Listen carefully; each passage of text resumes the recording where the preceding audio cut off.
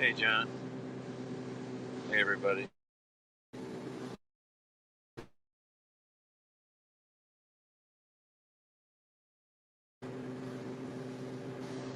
Oh, oh. Sorry, I got lost in the last broadcast, and then the phone rang. Hey, get the tables, Tony. Thank you.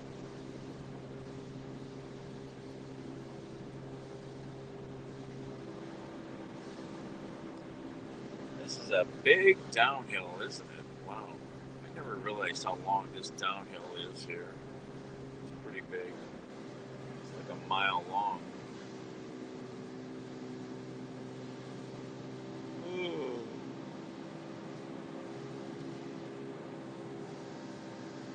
Oh.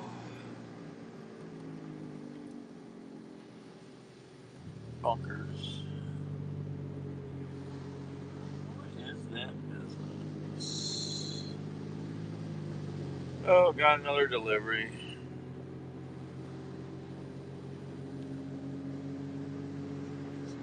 Kind of long. It's not paying great money, but yeah, it's paying to get me back north. So I guess that's worth it. A little more than paying to get me back north. So.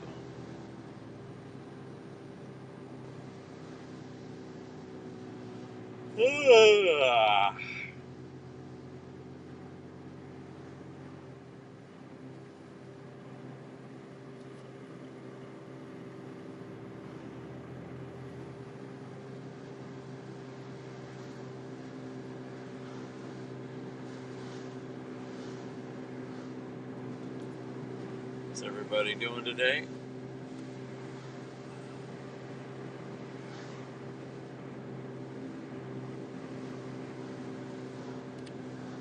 Oh.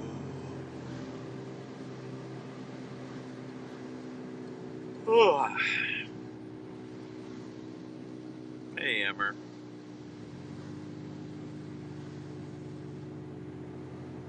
That's good.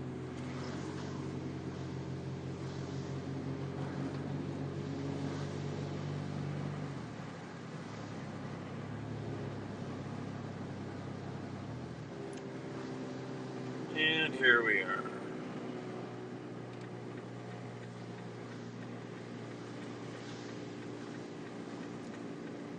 I need to pull my socks up.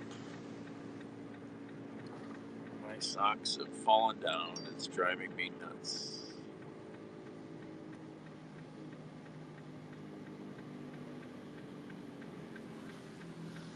Oh. Thank you, Emmer.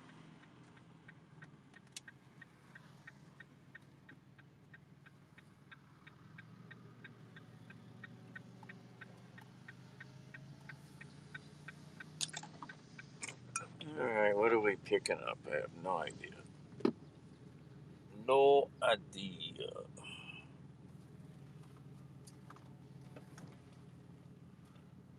I'll take one of those mower decks there, though.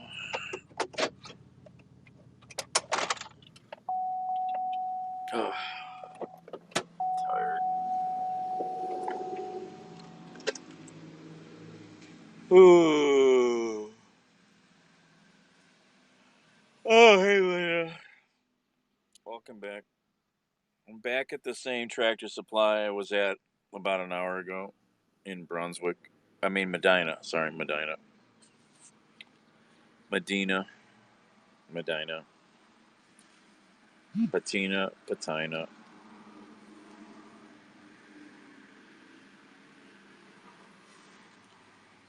All right. Wonder what we're picking up. No idea. It's a pretty interesting chain.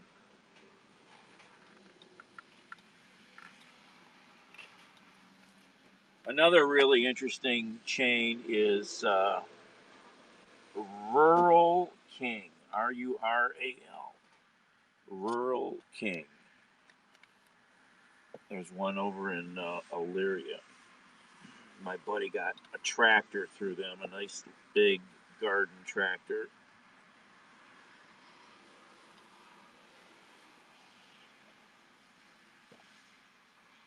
I think it was like $10,000.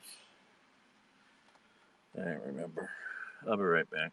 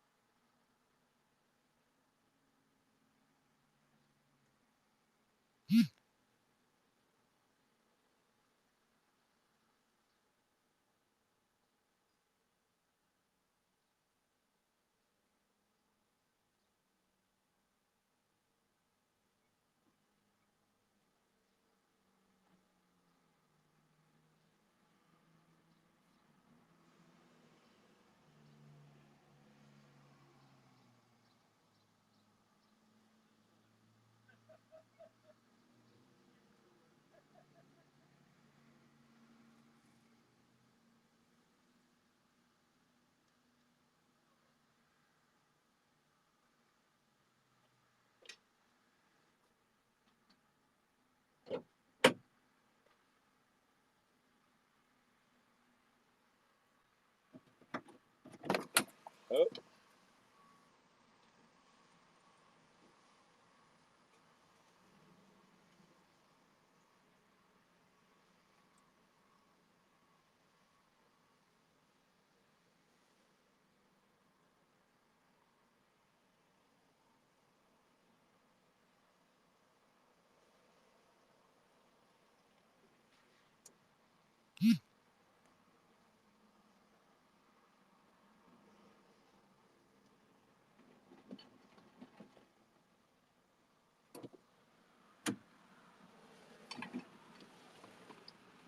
Oh, this thing's so cute. Boo.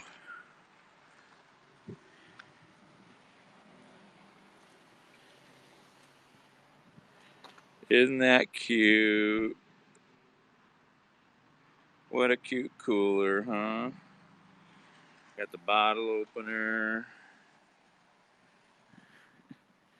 Get your Coca-Cola. It's got wheels. Oh,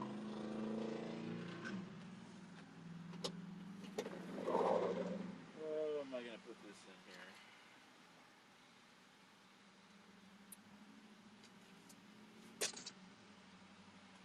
Alright, I gotta take the lid off. The lid.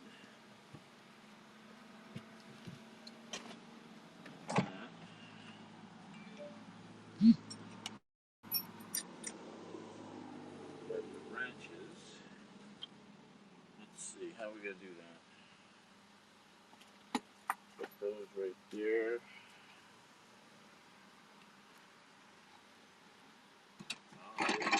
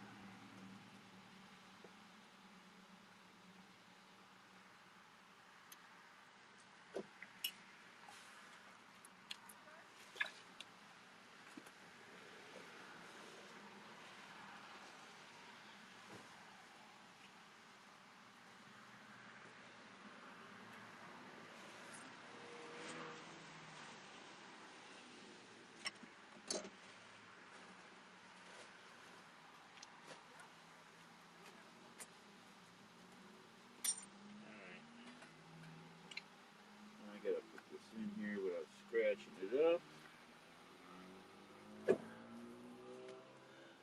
Alright, how am I gonna get that? Ugh.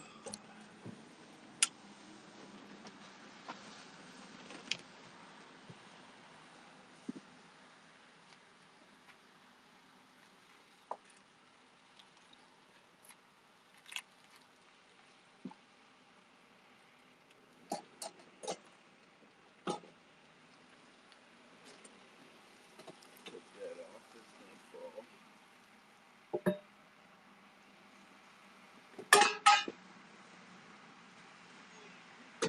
Oh, come on.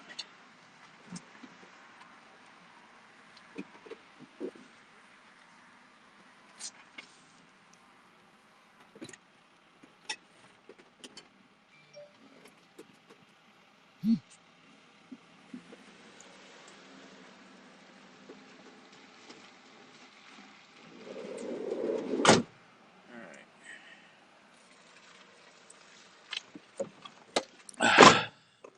Yeah, it's cool. It's cute. It's cute. It's cute. Alright, we got a long little drive. Sit back, watch the countryside. Alright, where are we going?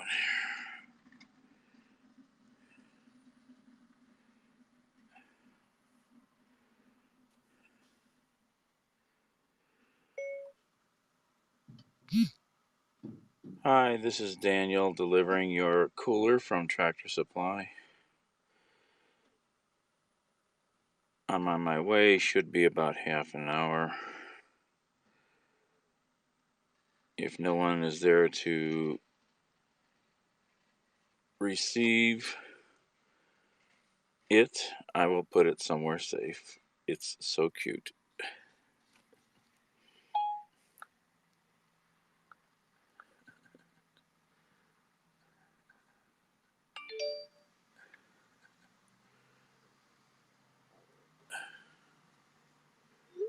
Alright.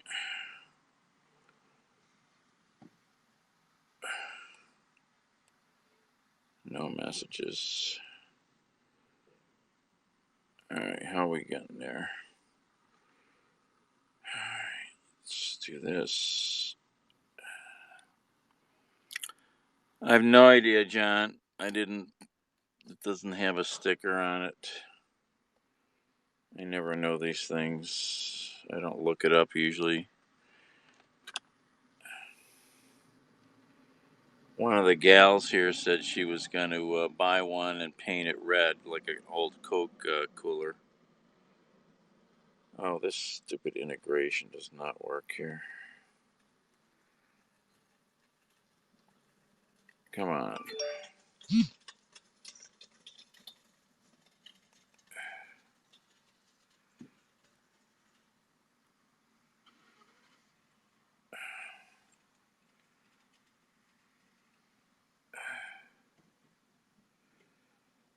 Oh, yeah, going to a very nice neighborhood. All right.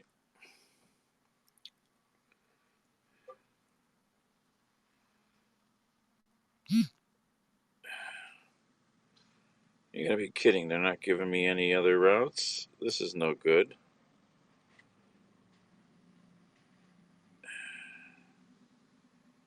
It's not giving me any other routes. That's stupid. All right, let's try another way to get there.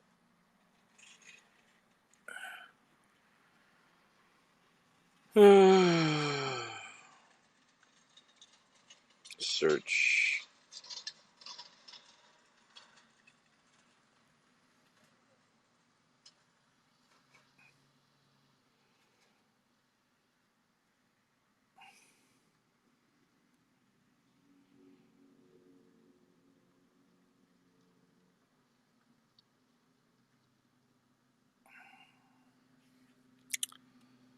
All right, routes.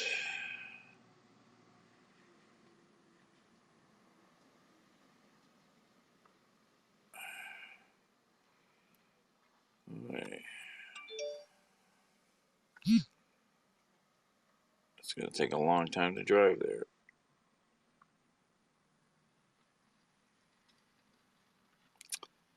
All right, well, we're going.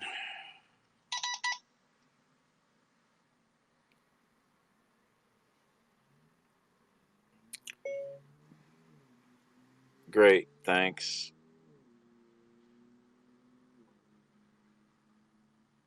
Probably about an hour. It'll be there.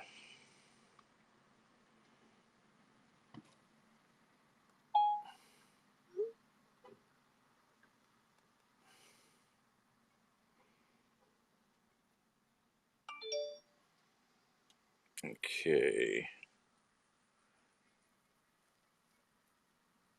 Green is 48. Yeah, but there's no difference. Okay, we're going that way. The purple route. Back to Hamilton's Corners.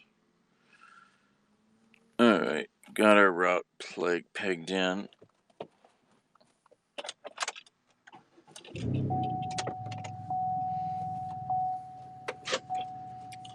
Yeah, it's pretty cute, you know. It'd be nice on a patio.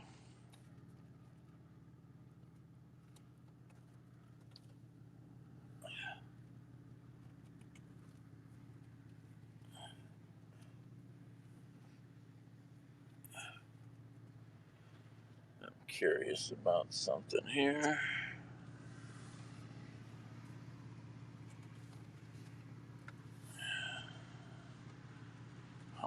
How much are these little trailers down here?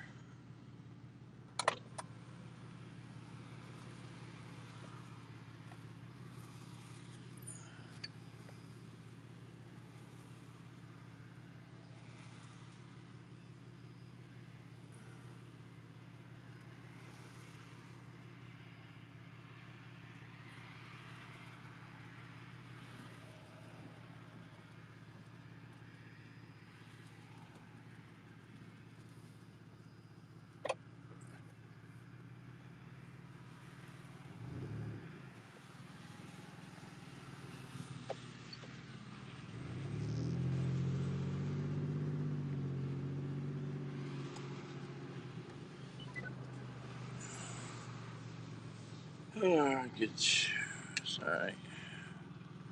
Fix your point of view there.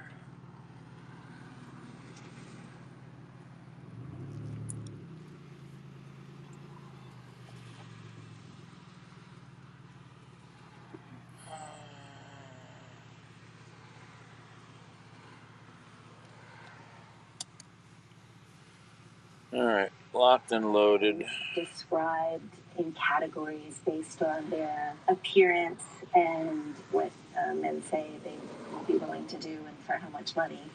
It's incredibly demoralizing, and it's also, in many cases, very racist. We see a lot of descriptions based on ethnicity and a lot of stereotyping. It's all laid out for you to see right there. And Catherine, this is not something that's new to you, but it's almost as if these men on these websites are also setting them up as women who tempted them, and so the sole job of the website is to tear them apart. Yeah, thank you, Robin, for the question. And I think Stephanie has a great sense of the amount of racism and the amount of commodification that happens on these reviewer boards. But I also want to talk for a minute about how people actually end up in illicit massage businesses. Not only are we talking about rampant racism in terms of who gets targeted for sex buyers to try and solicit sex, we're also talking about the fact that most women who end up in illicit massage businesses are immigrant women who are slightly older, late 30s to 40s to 50s, 60 and 70-year-olds.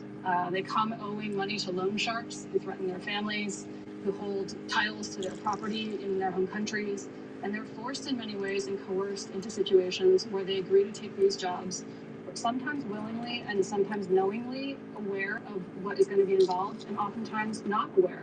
And again, we rush to say that we don't know if these victims of this horrible shooting were sex workers, but a tender question. You know, these shootings happened at a time of heightened activism and awareness of hate crimes against Asians. And people were poised to be sympathetic. The role of any kind of sex trafficking in these spas was rarely mentioned, as if that might have made it challenging for people to sympathize with them, and that was unsettling.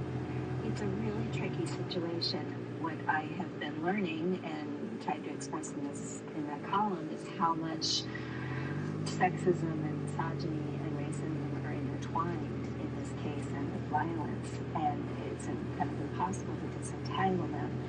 But it's a bigger issue that we're going to need to confront. Well, Catherine, I guess what I'm wrestling with here is, if we are sympathetic with these women when we find out that they are single moms or grandmothers, why can't we also be sympathetic when we find out the work that we are doing and try to get that work better protected? I mean, your sense of what would you want to see? Yeah. Very often, the payment system is that women are brought into these establishments, they're paid barely anything, if anything, and they are expected to make their earnings off of cash tips. And so the coercive nature of an illicit massage business that is engaging in sexual services or prostitution is that you can do a regular massage. You're going to get a $10 tip or a $5 tip. But if you perform a sexual service, you're going to get $100 or $120. And so if poverty is a driver for you, you're going to do what you need to do to feed your kids. There was a really important study done by John Chin and Lois Takahashi who looked at 116 Chinese and Korean women who had been working in illicit massage businesses in New York and LA. And what they showed, one, is that 40% of the women who they interviewed, out of the 116 people, said that they had been forced to perform sex by a client in the last year. So the amount of sexual assault, sexual harassment, rape, violence and abuse going on inside of illicit massage businesses is infuriating. And for us, what we want to see is law enforcement tackle that much more than tackling whether or not a massage business exists or not, because we ultimately want to see workers who are inside of these businesses protected from the violence that's happening to them. Of those 116 women, only 8% let their family know what they were doing. And so there's a significant amount of stigma that exists for people who end up in illicit massage businesses. And so when you ask that question about, for the Asian American and Pacific Islander community, Okay, we're driving down some roads I've never been on, I don't think. Not for a little bit, at least. Honor the dignity and aspirations of who these people were before we worried about whether or not what they did for a living was above board or not. Yeah, and I guess I would say what was disturbing was, I think it would have been true that a lot of people from outside of the Asian community would have found it more difficult to sympathize if they had been sex workers. And we have evidence of that. 2019, when Patriots owner Robert Kraft was caught in a sting of a...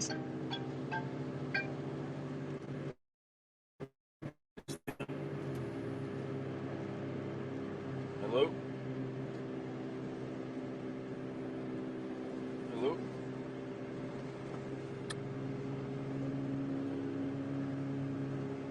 John, it's Dan. Hello? I left you text messages that this is a different number. So,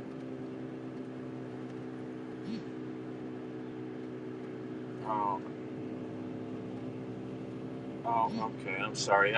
I got these deliveries this morning and I totally friggin' forgot. Alright. I've been making a lot of deliveries this morning. It's been good. Taking another one now from Medina to Avon Lake. Oh, alright, well, I'm glad you made your thing. Well, when I got that third phone and I screwed up the SIM cards, I don't know if I told you, I lost my SIM cards trying to move them between phones. I got a new number when what this number? Save it. Alright, we turn here. I don't even going down some roads. I never taking the back way from Medina to Avon. Cutting over to 83. Look at this development. I'm tired. I've been up all night. And then all these deliveries started popping up. Okay, I'm going to try and... Huh? So... Alright. Alright. Talk to you later.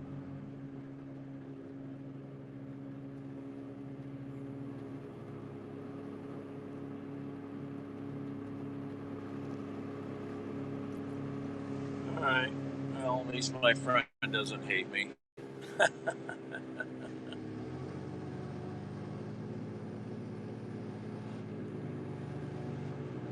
on the John boards and things like that, that's not the solution. Because we ultimately see that trafficking victims very often want to see sex buyers held accountable for the violence that they perpetrate. But we do want to see law enforcement pivot so that they're protecting the workers inside of these establishments as opposed to only protecting the community. Asparagus.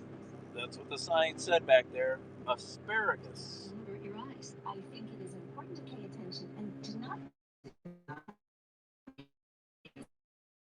however, call for us to act individually, because if this is an illicit massage business run by a criminal network, you certainly don't want to go in there. And many of them, they will have a hard time admitting the situation that they're in to a stranger.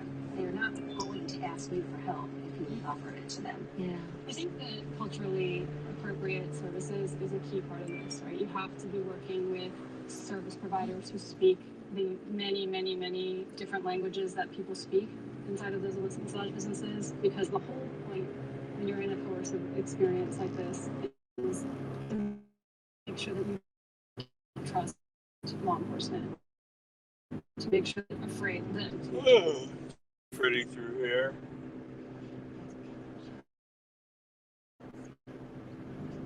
Oh.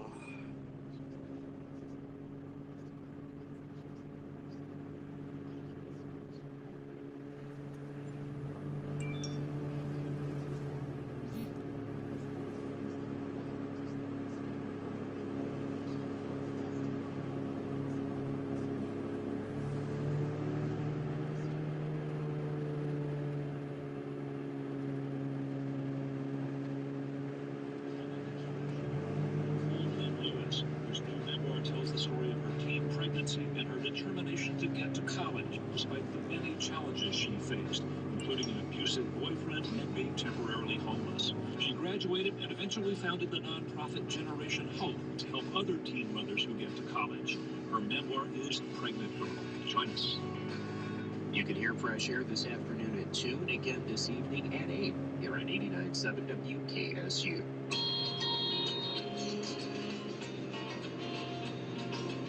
At WKSU, we're working 24/7 to deliver some really nice houses through here. Very nice properties. 30,000 broadcast listeners each week. Broadcast messages and digital ads. Sponsorship information. Wish you could see it. At WKSU. Oh, there's a gorgeous house. Big old farmhouse.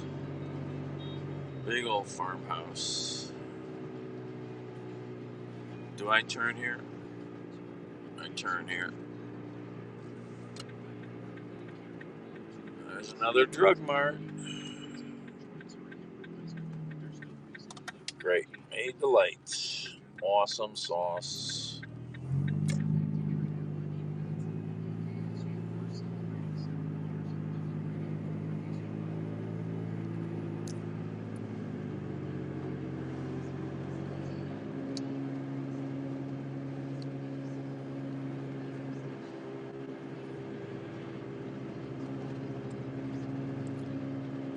Liverpool Township.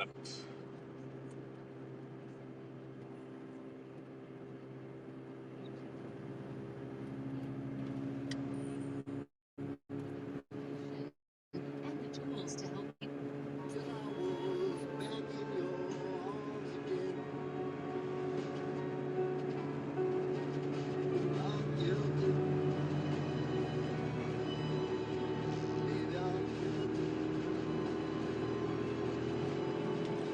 Oops.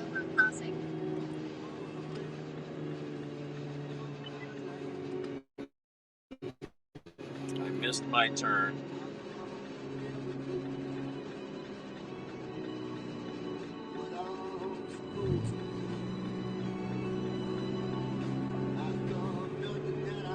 Approaching a railroad crossing.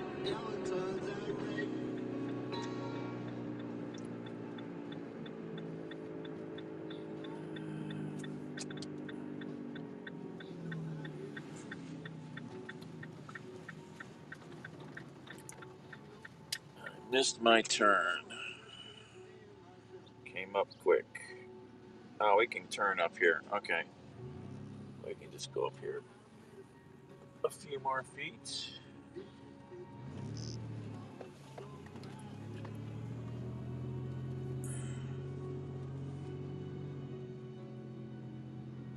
Oh, that's some neat property for sale there.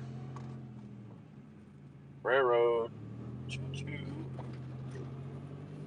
That's an interesting property for sale there. Except it's way out here.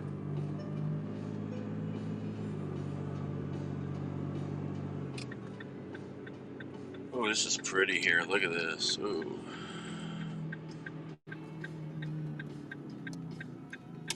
Big fields. Pretty. Pretty, pretty.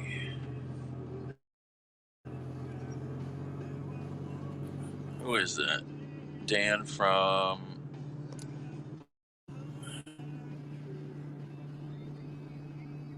Hey, Dan. Big farm? Oh. Yeah, I see ya. What's Beefalo Farm? I think I've heard the name once, maybe. I don't know.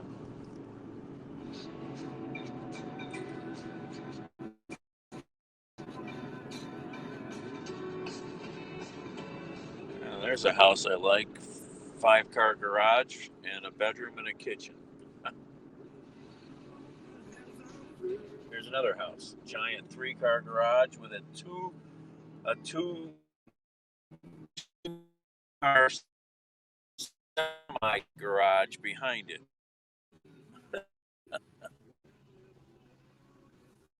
That's my kind of garage. It's pretty out here. Never been on these roads. Buffalo cow hybrids. Interesting. Okay.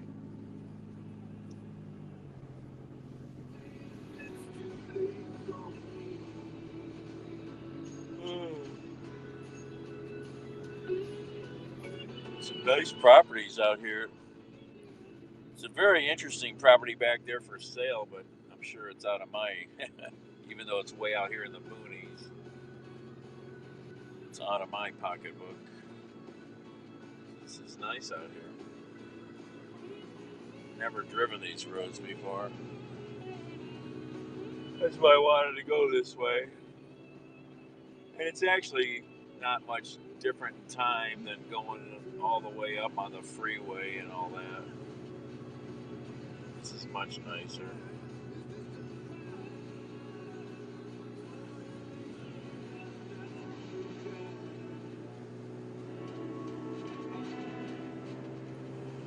Deer crossing. Can't they make them cross somewhere else?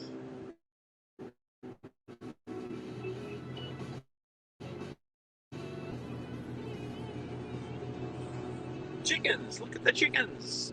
I like chickens. I'd like to get some. I really do. Once I learned you can have tame chickens as little buddies, I'm like, I want some chickens.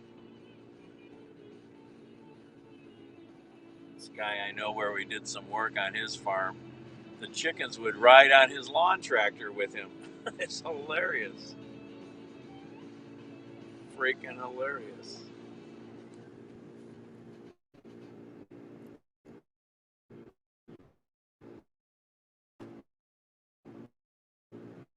Myrtle Hill Cemetery.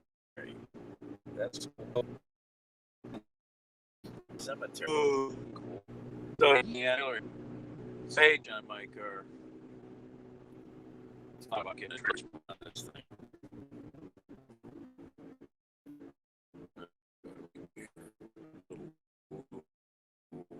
Right.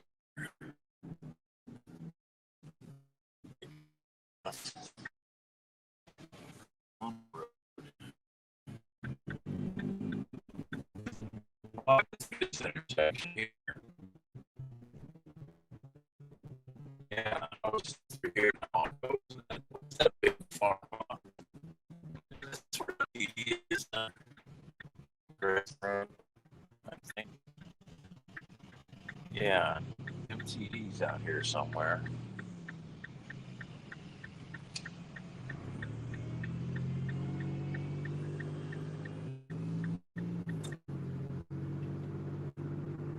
Oh. Which way? Maybe it's this way. Yeah, I had a delivery here a while back.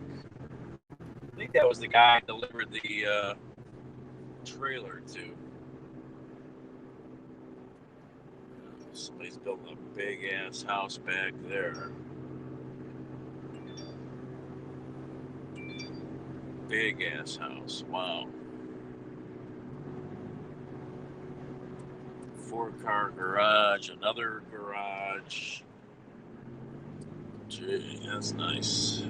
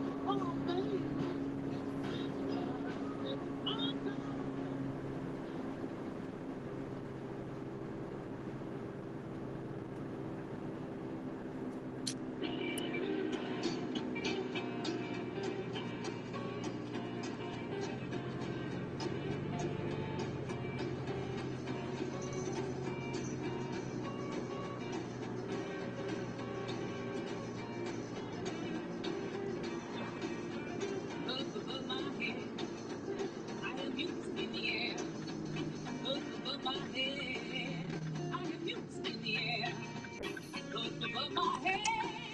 Let the music in the air. I really do believe, I really do believe there's a heaven somewhere.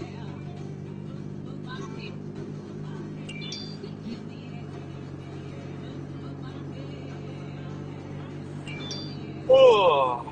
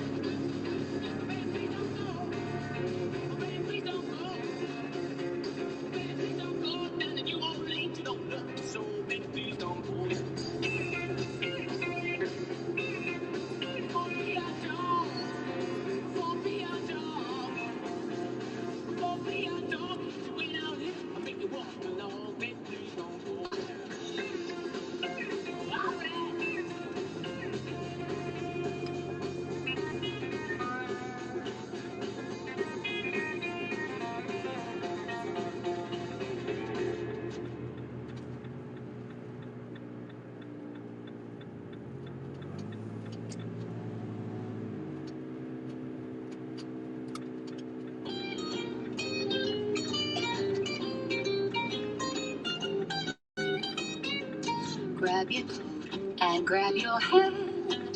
Leave your worries on the doorstep. Just direct your feet to the sunny side of the street. Yeah, we are. Can't you hear the pitter pat and that happy tune is your Beautiful step? drive today. Oh, life can be so sweet on the sunny side of the street. I used to walk in the shade with my blues on parade. But I'm not Take a railroad afraid. crossing. This rover has crossed over. If I never have a cent, I'll be as rich as Rockefeller. I'd have gold dust run my feet on the sunny, sunny side of the street. Ba-dum-da-dum-da-dee, ba-dum-da-dee-dee, ba-dum-da-dum-da-dum-ba-dum-ba-dee-dee, ba-dum-da-dee-dee-dee-dee-dee, ba-ba-dum-dee-da-dum-da-dee. Railroad crossing, just like she said.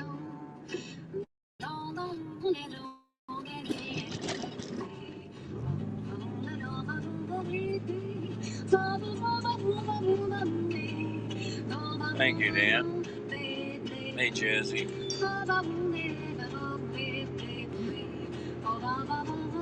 Yes, very pretty out here.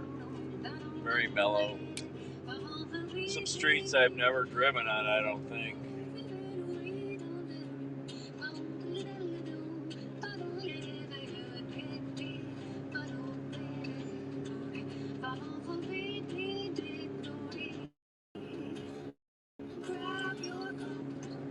Don't forget your hat, but keep your worries. Leave them on the doorstep. Life's sweet.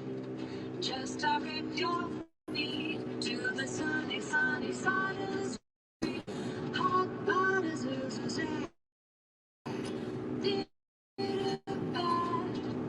know that happy tune is my step. Life's story. If you think that me on the street, you might lose on parade. What a dread man getting stuck in the shade. Yeah. Don't be afraid. We'll run over. Feel yourself in the clover. Only here for a cent. Who cares? Rich as Rockefeller can't be beat. Gold dust round our feet on the sunny, sunny side of the street.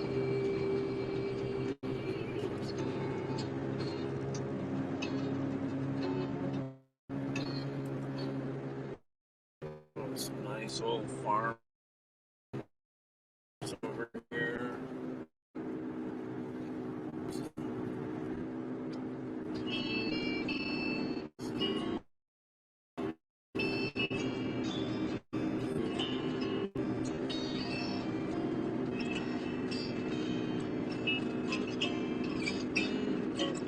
Stands never waiting for us, girl. It ran one step ahead as we followed in the dance.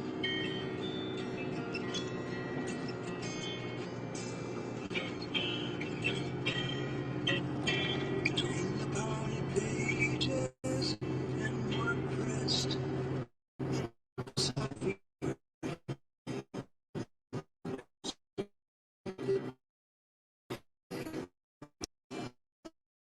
Go. It's a good show. North Ridge. It was foaming like a wave on the ground behind your knees.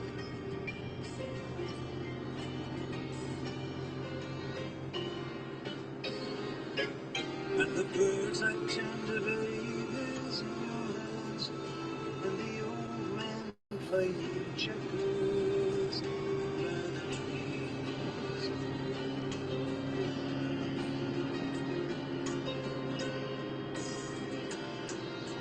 The park is melting in the dark of the sweet green I see. Flowing down, someone left their cake out in the rain.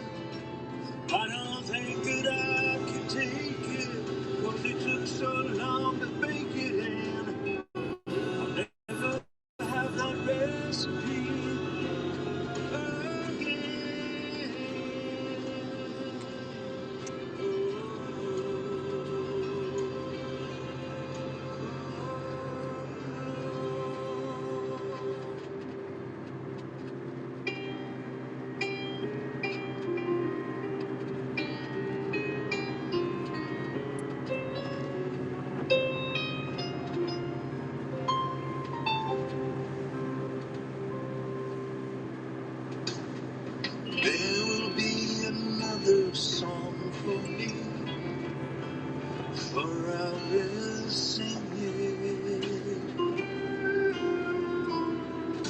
There will be another dream for me. Someone will bring it. This is music from, like a 60s, I can see it, what kind of movie would have this music. I like Valley of the Dolls. Lorraine Road, Rip Road, Rip Road, Rip Road, Rip Road. It used to come through here every day, decades ago.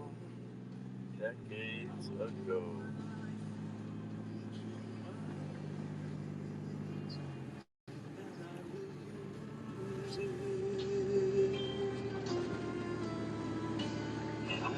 When the worship arrives.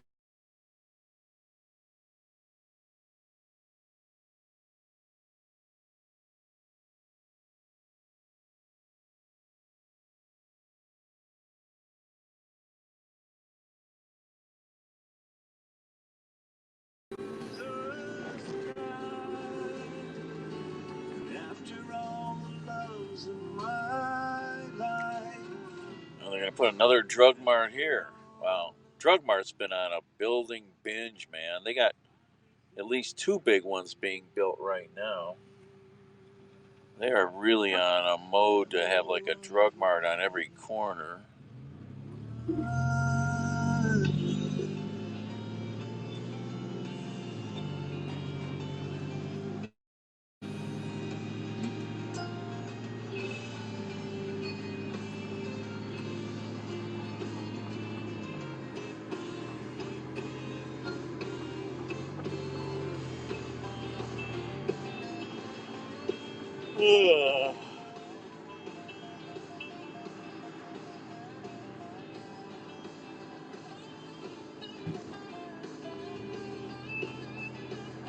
This is definitely a version of MacArthur's Park I've never heard. Autorama, the drive-in. Let's go see Mortal Kombat at the drive-in.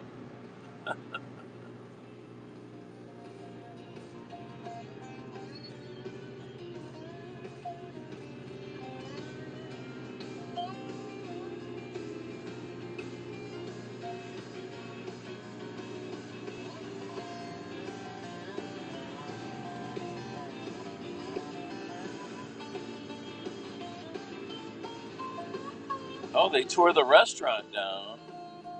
Oh, no, they didn't. It's still there. The Gourmet Family Restaurant.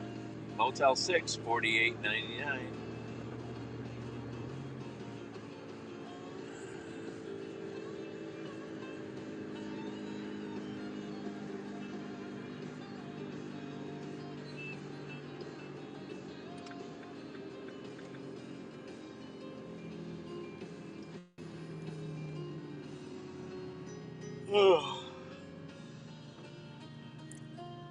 Back to civilization.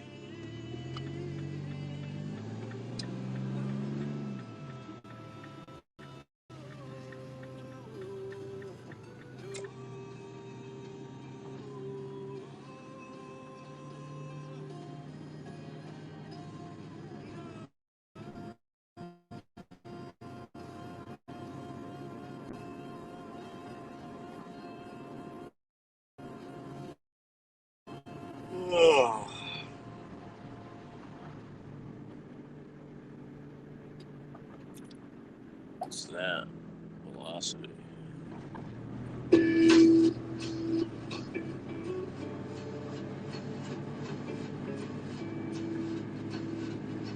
Well, we've gone in a very big circle. Just a little bit up here.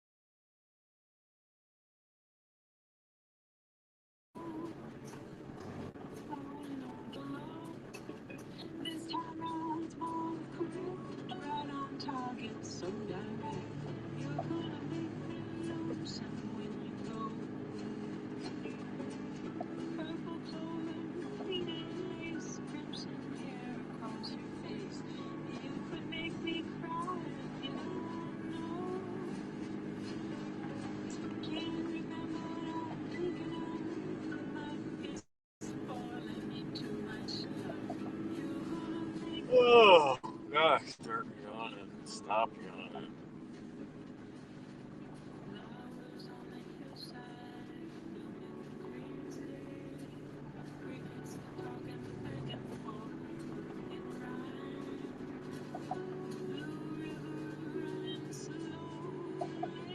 Okay, that song is a little too weird. Outside the studios of the Idea Center at Playhouse Square. Stay tuned. Fresh Air is up next. You're listening to 90.3 WCPN Cleveland. Ideas.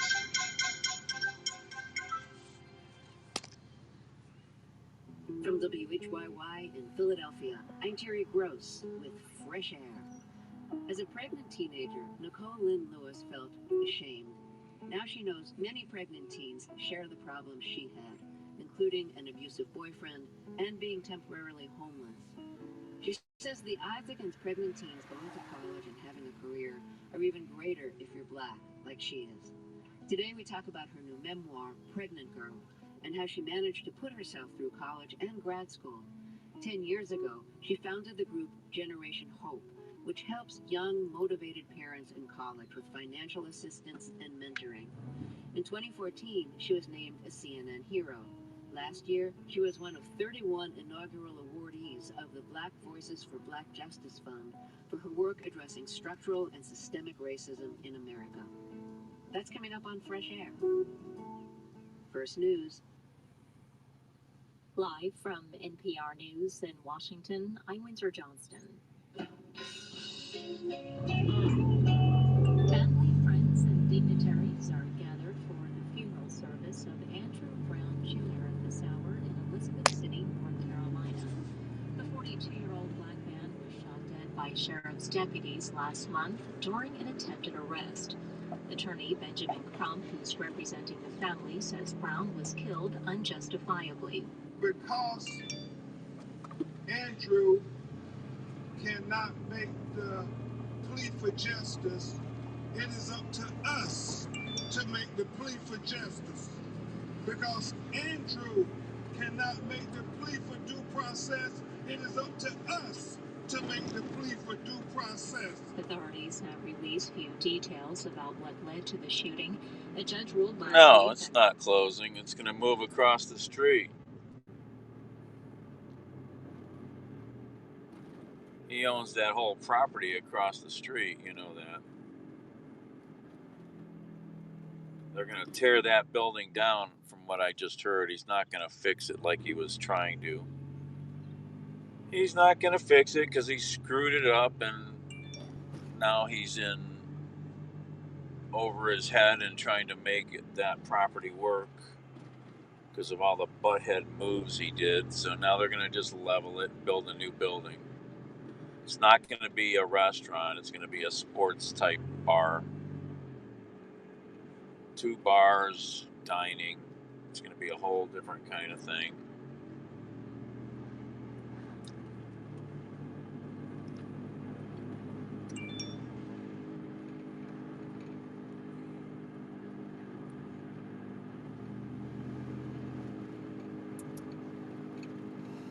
Oh, okay, we take this all the way up. All the way up.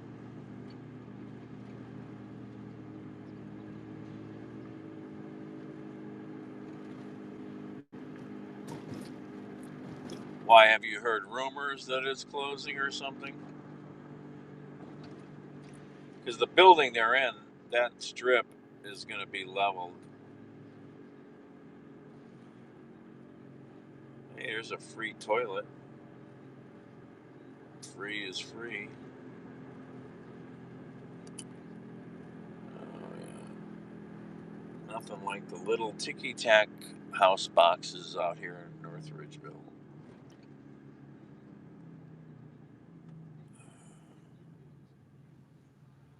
Dow was up 276 points. This is NPR News in Washington. Tornado recovery is underway across Mississippi. Photos of the aftermath show homes leveled and power lines down by a storm system that generated reports of multiple twisters yesterday.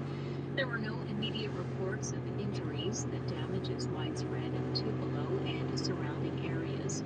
Authorities in Calhoun City say trees and power lines collapsed on some homes and vehicles. The European Union is recommending that foreign citizens who are fully vaccinated against COVID-19 be allowed to travel into the bloc without additional restrictions. NPR's Eleanor Beardsley reports even though many EU countries are still in some form of lockdown, vaccinations are accelerating and officials are hoping to get travelers back this summer.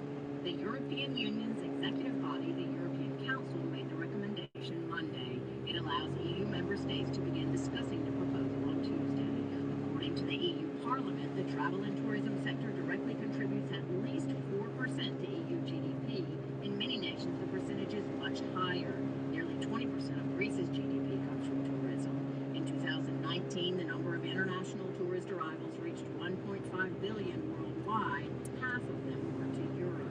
To diminish the risk of importing new variants of the coronavirus, the Commission also offered an emergency break, allowing for swift travel restrictions. That guy's got an umbrella. Eleanor Beardsley, NPR News, Paris. I'm Windsor Johnston, NPR News in Washington. Support for NPR comes from NPR stations. Other contributors include Charles Duck crossing, deer crossing. Can't they make up their mind?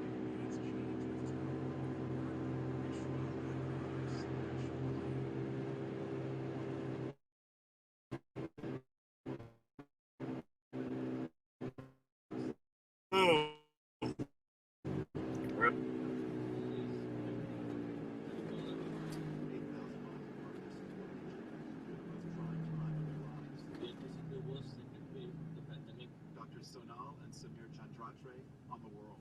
This afternoon at 3 here on 90.3 WCPN. We got road construction or something up here.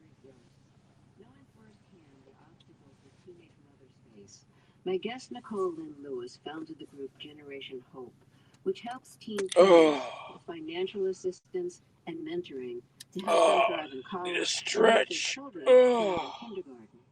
Lewis got pregnant in high school and thought it might end her dream of going to college and having a career. She felt ashamed, in part because of how people regarded her. Schwartz Road. Hey, we were here. She thought people always assumed the worst about We her, were constantly here. wanting her to prove her worthiness. May the Schwartz be with you. Rah, rah.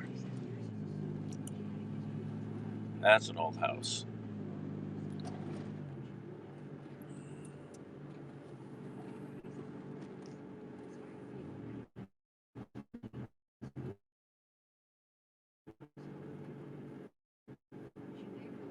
Homelessness is not uncommon for pregnant teens. She started being a similar of a child. She started Generation Hope in 2010. 4 years later, she began in Hero. In 2018, Mason University, where she got her graduate degree, named her one of their top 50 exemplar alumni. Last year, she was named one of 31 inaugural awardees of the National Black Voices for Black Justice Fund in recognition of her work addressing structural and systemic racism in America. She's just written a memoir called Pregnant Girl. Nicole Lynn Lewis, welcome to Fresh Air. So, You write that people often wonder, why don't teenage girls use birth control so they don't get pregnant? And you point out that teenage girls don't always have control over their bodies. Explain what you mean by that. The World Health Organization released a report several years ago, and in the report they talked about the fact that adolescent pregnancy is more about a lack of choices than a deliberate choice. And that has always really stuck out to me as a great way teen pregnancy and young women who find themselves in this situation. There's a sense of powerlessness that I think is happening for young people all across the country. And what we see is that, even access to birth control is a challenge for many young people. Having quality, effective health care and being able to access that. Oh, there's a little old refrigerator. I wonder if it's any good. Looks kind of beat up. Wonder if it works. Get up right now.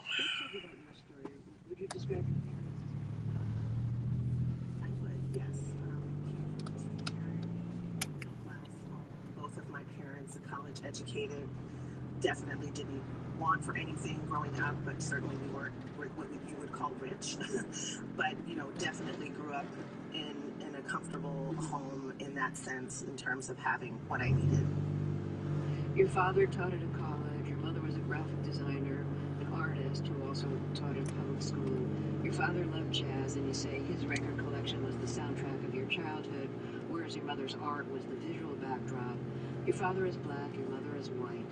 And you say that they talked about race and politics all the time, and they talked to you about issues like you were an adult, like you could understand and participate in the discussions. On the other hand, they fought all the time, and their arguments really frightened you.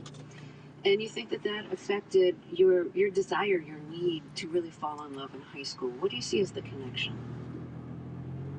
I think that I just never felt completely stable. I never felt like I could anchor myself in safety to something. When you're a child and you grow up in a home where there's constant fighting, it can be extremely difficult to feel secure and safe. And I grew up, I think, constantly looking for that. And when I got to high school, I found that in this really tumultuous relationship. And it was extremely unhealthy, but I felt anchored to someone and to something that I felt could protect me. And I think that was a desire that came out of that instability that I felt, growing up as a child at home. The boy you fell in love with, Raheem, who became the father of your first child, he was a star football player in high school. He dreamed of an NFL career, of mansions, but he made a living as a drug dealer in high school and in junior high too. He told you he sold marijuana, but other people told you he sold other drugs too. He was very cool, very confident. Did the confidence that he gave off make you confident in him too? Did you buy into his confidence? Oh, 100%. 100%. I mean, it was contagious. It was infectious. It was his sense of self and his confidence and his ability to, make it to the NFL and to do all of those things was something that you wanted to be around. And I found it exciting, and I felt like we were both working towards these exciting goals together. And so absolutely, I wanted to be connected to that. So I'm going to ask you the question that probably a lot of people have asked you, and I don't mean this in a judgmental way, but when you started having sex with him, had you thought about using birth control? I had. In all honesty, I hadn't had a ton of conversations with people in my life about birth control. It was just not something that we talked about. And so I was really going off of, what my friends were doing, and also the little bit that I had learned in our sex ed classes in school. The most talked about birth control was really condoms. I don't think that I had many friends who were even on birth control pills. And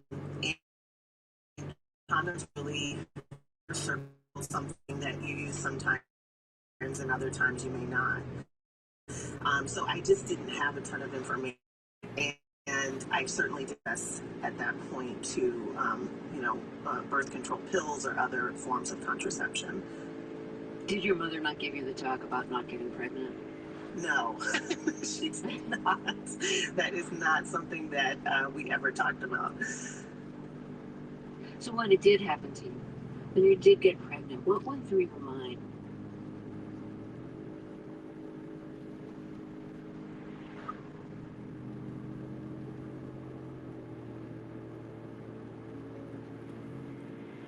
Hi there.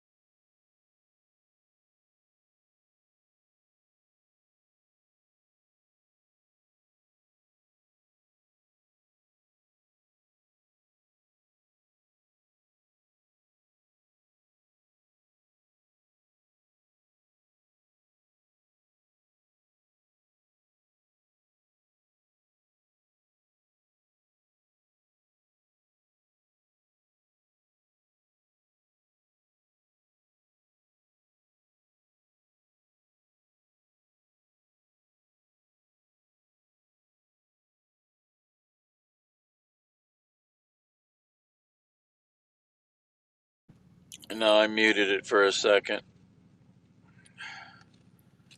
Is the audio back? Ugh. tired. Oh, hush. Stop making noise. Okay, thanks. Alright, let's get this thing out of here.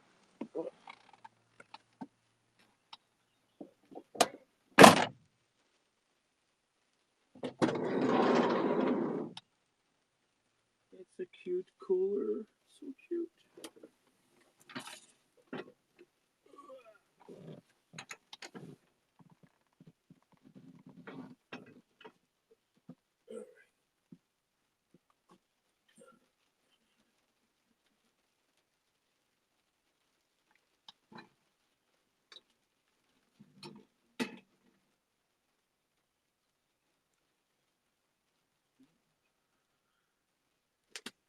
Okay, put this back in.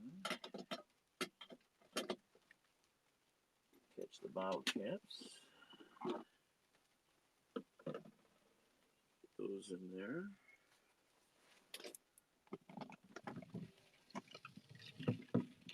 Get the lid.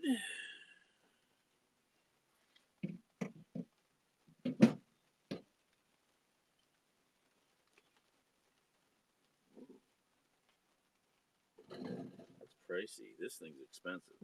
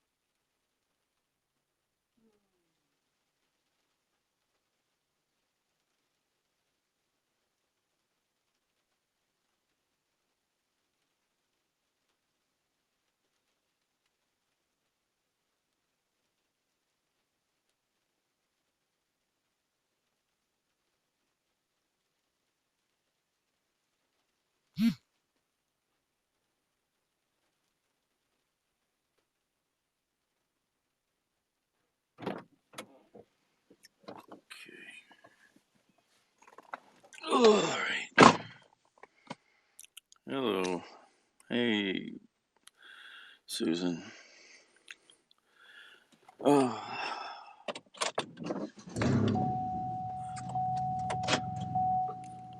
That's what I just delivered over there. The cute little cooler.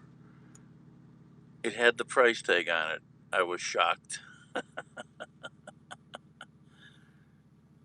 $149. Cha-ching! Cha-ching! Alright, is there any other deliveries around here? I might take that one. Cha-ching!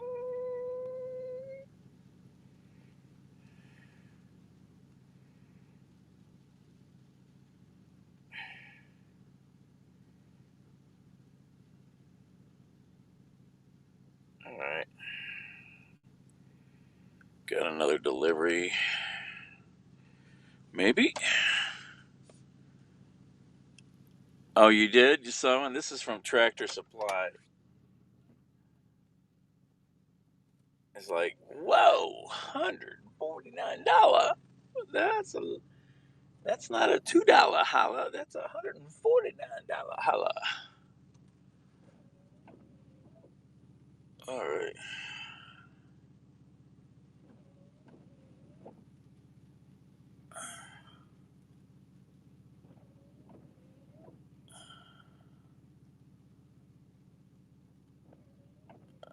Back out of here. Oh. That's the store you were in. That's hilarious.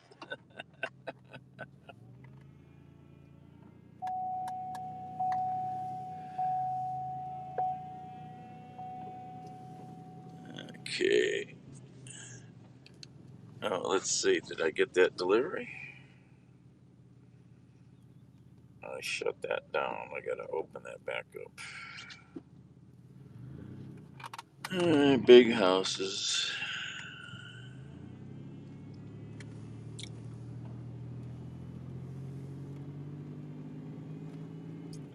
I was in there earlier today making a delivery, and I saw it, and then I ended up coming back to deliver it.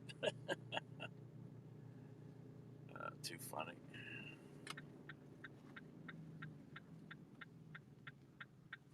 This is the Ventanas, the Ventanas development. Ventana.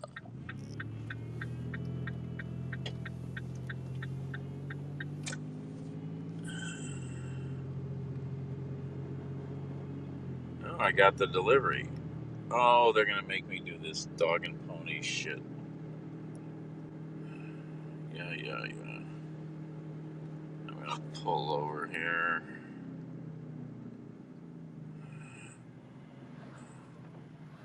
I'm gonna pull in here for a second. Start this. All right, be careful. Watch your P's and Q's. We're on school property. All right, come on. Hello. Support peeps. Can you start this gig?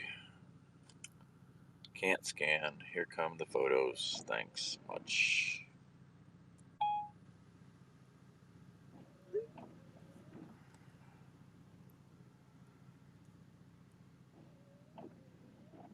All right, where are we at?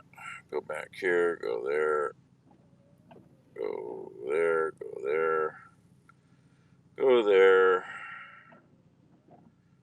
Go there. There. Send. All right, that's done. Hey, Lucky. A planter? Okay. Yeah, I'm getting used to more and more stuff that's in there. I walked around this store today a little bit while I was waiting, so I got a little more idea of the stuff they have. It's an interesting chain. Eastview Elementary, my dear Watson. All right, which way do we want to go to get back there? Oh, they started the... Oh, nice.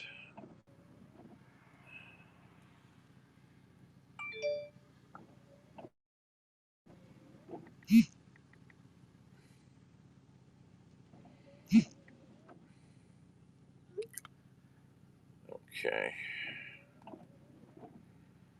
All right, that's all done. All right, let's see how we're going to get over there. Where are we at? There's the highway. My way or the highway?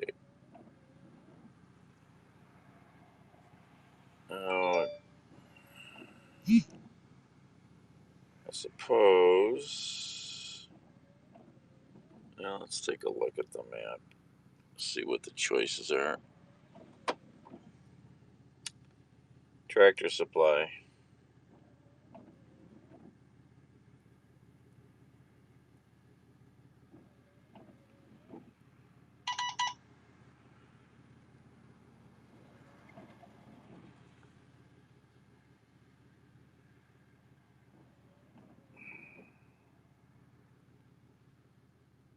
What are the choices here? All right, that one says 20 minutes. Similar. All right, we're gonna go up here, turn right. Or we're gonna go up to Clegg. Okay. All right. Let's see here. All right, here we go. Go up to the lakefront here. Drive the lakefront.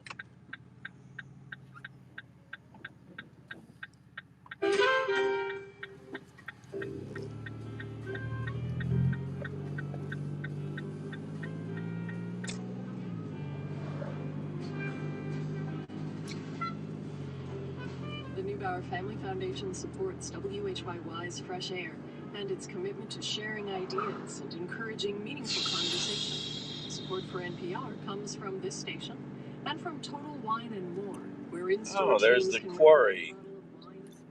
That's the bar and grill I was talking about to, who was that? Oh, Mike. And then you get the Lear Road Inn. That's the other one. The Quarry, the Lear Road Inn, the pizza joint, 3 little bars.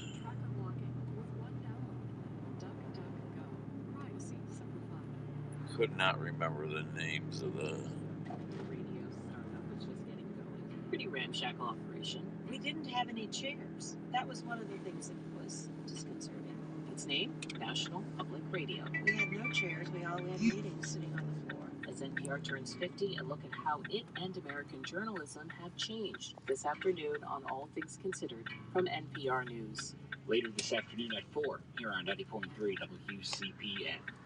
Support for the State House News Bureau stories heard today on 90.3 comes from the Ohio Education Association, representing 120,000 educators who work to inspire their students to think creatively and experience the joy of learning. Online at ohea.org. Support for 90.3 WCPN is provided by Mathnasium, the Math Learning Center, helping with pandemic learning loss and confidence building. Summer programs focusing on comprehension and start-of-school readiness. More at mathnasium.com. This is Fresh Air. I'm Terry Gross. Let's get back to my interview with Nicole Lynn Lewis. Her new memoir, Pregnant Girl, is about getting pregnant in high school and the difficulties she faced as a single teenage mother. She managed to put herself through college, then grad school, knowing the social stigma and the financial problems so many teenage mothers face. She founded the group Generation Hope, which helps motivated teen parents and their children with financial resources and mentoring to help the parents thrive in college and their children thrive in kindergarten. So let's get back to your story.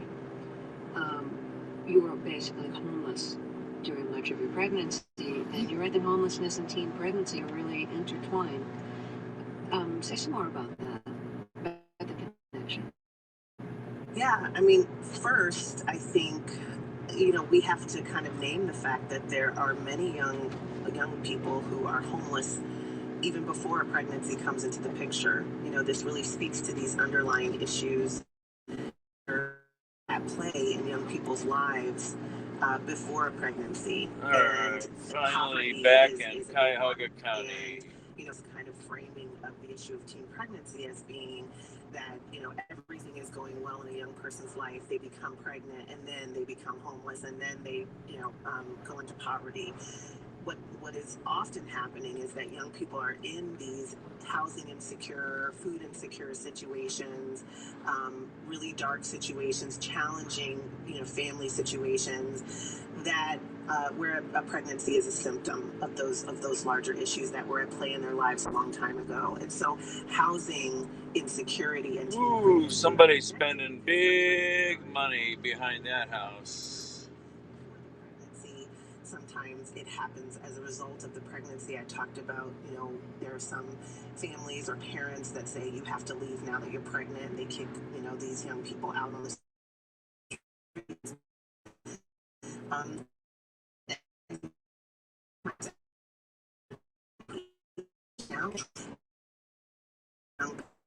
High school diploma, more than not a degree or housing. This is NPR. Shows like this show is called Fresh Air. You listen for longer shows. I didn't have postpartum depression, but I remember distinctly, my mother stayed with us for a week after I gave birth. And I don't know what I would have done without her, quite frankly, because my daughter's father was pretty absent. And I remember, it's this beautiful May day, saying goodbye to her and her driving off. And I'm standing there in the sunshine outside of our apartment building. We'd finally gotten, a place to stay.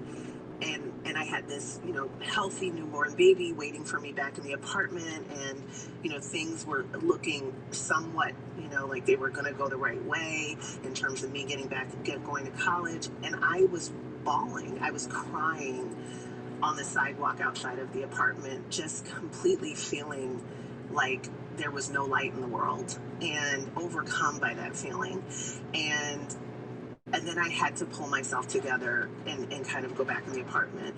And so I had a small taste of it. I guess, you might call it baby blues, whereas I think many mothers experience that for months, where you can't see the light in the world. And I think, again, we talk about it when it comes to older mothers, mothers who maybe have a traditional route to motherhood, but we don't talk about it when it comes to teen mothers who, they're more likely to experience the depression, the postpartum depression, all of those things that come with the hormones that are raging at that time, and we just don't support them in that critical time. Do you think that's in part because of the social judgment? You shouldn't have gotten pregnant in the first place. Of course you'd be depressed. Of course things weren't going to be easy. Yeah, absolutely. I mean, we have this thing about you made your bed, now lay in it, right? Like, and how damaging that is. This is a time as a new mom, so many of us can understand the fragility that you have as a new mother, and the uncertainty, and just the fact that the world feels upside down most days. You're in a fog, even without postpartum depression. Like, these are the times that we need to rally around mothers, no matter how old they are, or how they brought their children into the world.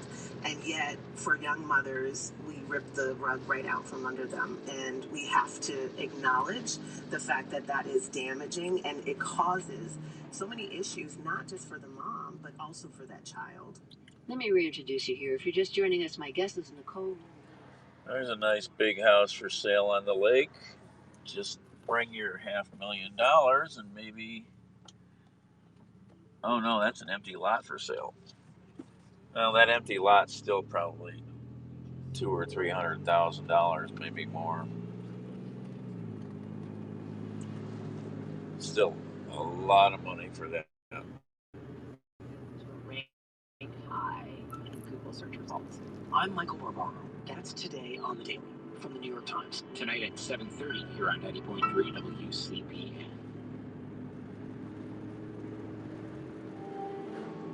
Support for NPR comes from this station and from Indeed, with Instant Match, connecting businesses with candidates whose resumes on Indeed match their job description the moment they sponsor a job. Learn more at Indeed.com/credit. And from Walkley, committed to helping self-employed workers and small businesses get their PPP loans. Application determines eligibility. More at WOMPLY.com/NPR. This is Fresh Air. Let's get back to my interview with Nicole Lynn Lewis. Her new memoir, Pregnant Her, is about getting pregnant in high school, all the difficulties she faced as a single teenage mother, and how she managed to put herself through college and then grad school. She's the founder and CEO of Generation Hope, which helps motivated teen parents and their children with financial resources and mentoring to help parents thrive in college and their children thrive in kindergarten. When you were applying to college, knowing that you were pregnant, you had to figure out, what are you going to say in your college application essay? Are you going to address the fact that you're pregnant? So how did you deal with that? It was extremely intimidating. I talk about, just looking at the cursor on the document on the computer, blinking for several minutes, for a while, just trying to think, how am I going to communicate to this, this acceptance committee, or, whatever that group of folks were called, that I am worthy of, their acceptance into this college that I had already been accepted to, but now was just saying, hey, I'd like to,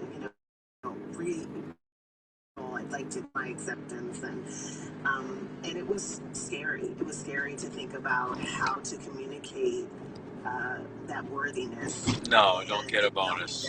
The past year had been just complete. This is a different broadcast, I think, from the last one you were in. Maybe, I don't know. I had to restart.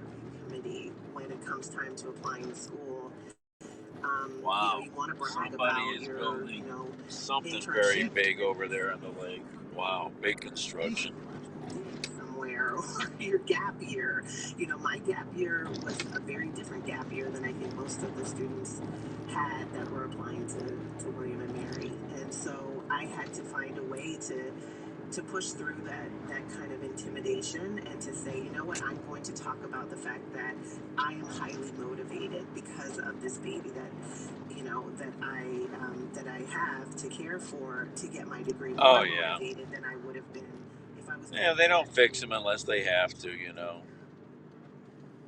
What were some of the ways in which you felt that the college wasn't equipped for a young mother like you?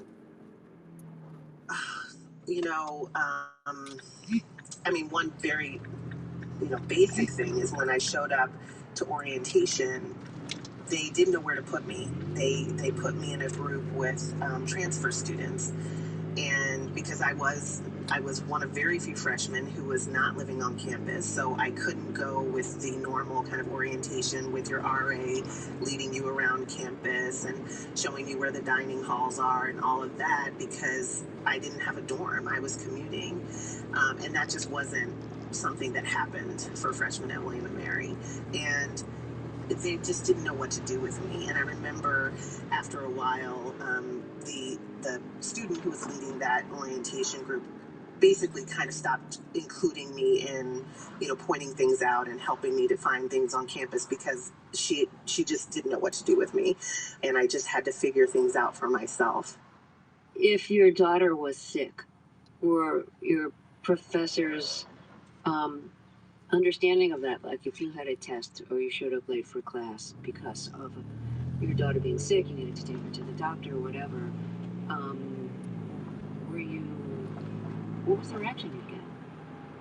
Did you even tell them that was the problem? Yes, I didn't. Most of my professors, I didn't tell. I did not tell most of my professors, because I had some experiences with a few professors that I did tell that were really negative, punitive at times. And, things like, we're not going to make special accommodations for you. And at times I felt like it almost became harder for me in those classes because I did disclose that I had a child. And then there were a couple professors who I did tell who were very supportive, who said, hey, this is amazing, that you're keeping all of these balls in the air. And if I did have an issue with my daughter being sick, they were very understanding. But I remember one time my daughter had walking pneumonia. She had had it for about 3 weeks, was very sick. And I told my professor that I couldn't make it in for, I think it was a test. And she basically told her to class. And it was winter. It was so cold outside. The parking lot was so far away from the building where the class was being held. I remember walking with her. She was probably maybe 2 years old, carrying her in the cold, the bitter cold, in the snow, trudging through campus in the snow to get her to this class and to this building, and having her to have to sit on my lap the entire class. She was miserable. She couldn't breathe very well. And that was the only way I could pass that class. And I remember thinking, have I risked, my daughter's health just to get to this class and make sure that I can pass? So, you take a risk as a parenting student disclosing that you have a child to care for, because it could go either way. Because there have been so many catastrophic instances lately where police do a traffic stop and it turns into the person who they stop being shot, and sometimes shot and killed. I want to ask you to tell a story that you tell in the book that's not related to your pregnancy or being a teenage mom, but I think it kind of speaks to the moment. And it's a story of when you moved from New England to the South, and you were driving with your white mother and your black father, who was at the steering wheel, and you were stopped in a routine traffic stop. Tell us what happened and how you felt. Yeah, we were actually on vacation. We were in Florida. We were visiting my dad's family. It was one of the few times that we went to down to Daytona Beach in Orlando to visit his family. I was so excited. I was 12. I was so excited because we were going to go to Disney World. We had just left a family barbecue. The sun was setting and everything was just perfect. Like, I was so excited and just feeling just the kind of excitement of doing something really special the next day. And brand new homes, only 400,000 got very to start. Kind of somber, and my dad slowly pulled over to the side of the road. There were no words, no one said anything. And I remember being confused about why we were pulling over. And I turned around and looked out the back window and saw a police officer was behind us. I saw the red and blue lights kind of swirling behind us. And this white police officer got out of the car, had the sunglasses, a very stern face. And he peered into the car. He looked at the three of us, and, a voice that was very dismissive told my dad that he needed to see his driver's license and registration. And my father had always been a very strong presence in my life. He never seemed like deferential to anyone. And I remember in this moment, he was very deferential. He slowly took out, his driver's license and registration. He did not say a word. And I was so confused by who this person was. Like, who was this father? This is a father I had never seen before. Then I realized what was happening. My dad recognized that he was a black man in the South with a white woman in the car and a biracial child in the back seat, and that we were in danger. And I remember feeling like the world just got much more treacherous for us as a family and for me as a young black child.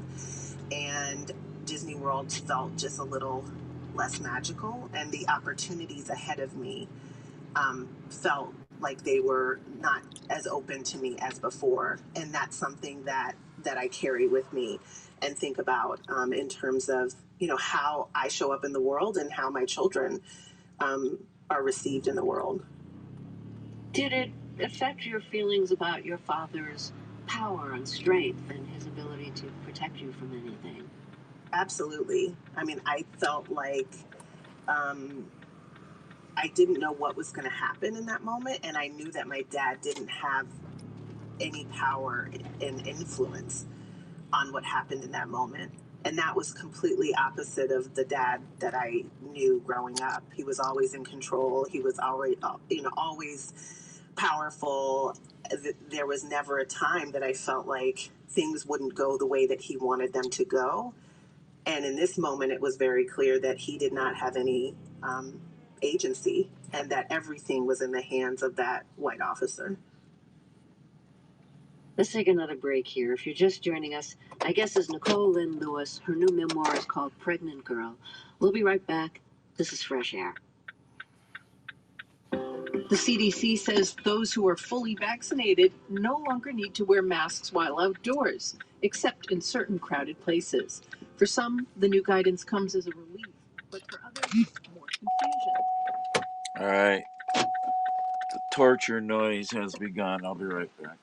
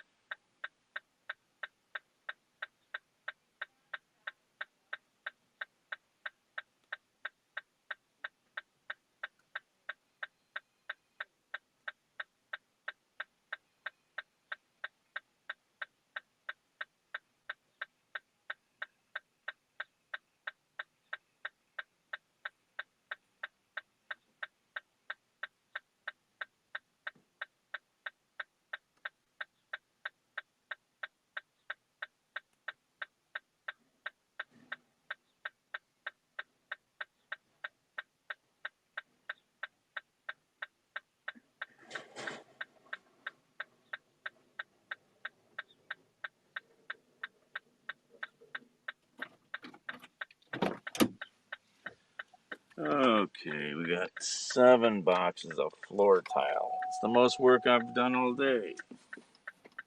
I gotta fit this in the car somehow. It should go on the other side is where it should go. I'm gonna have to move the car.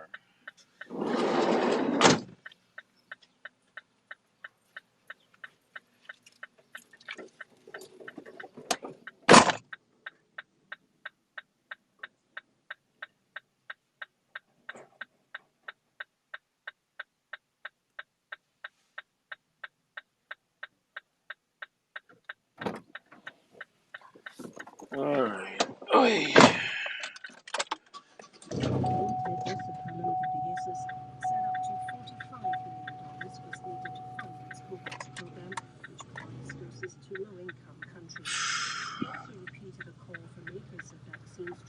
Intellectual property rights to wider protection.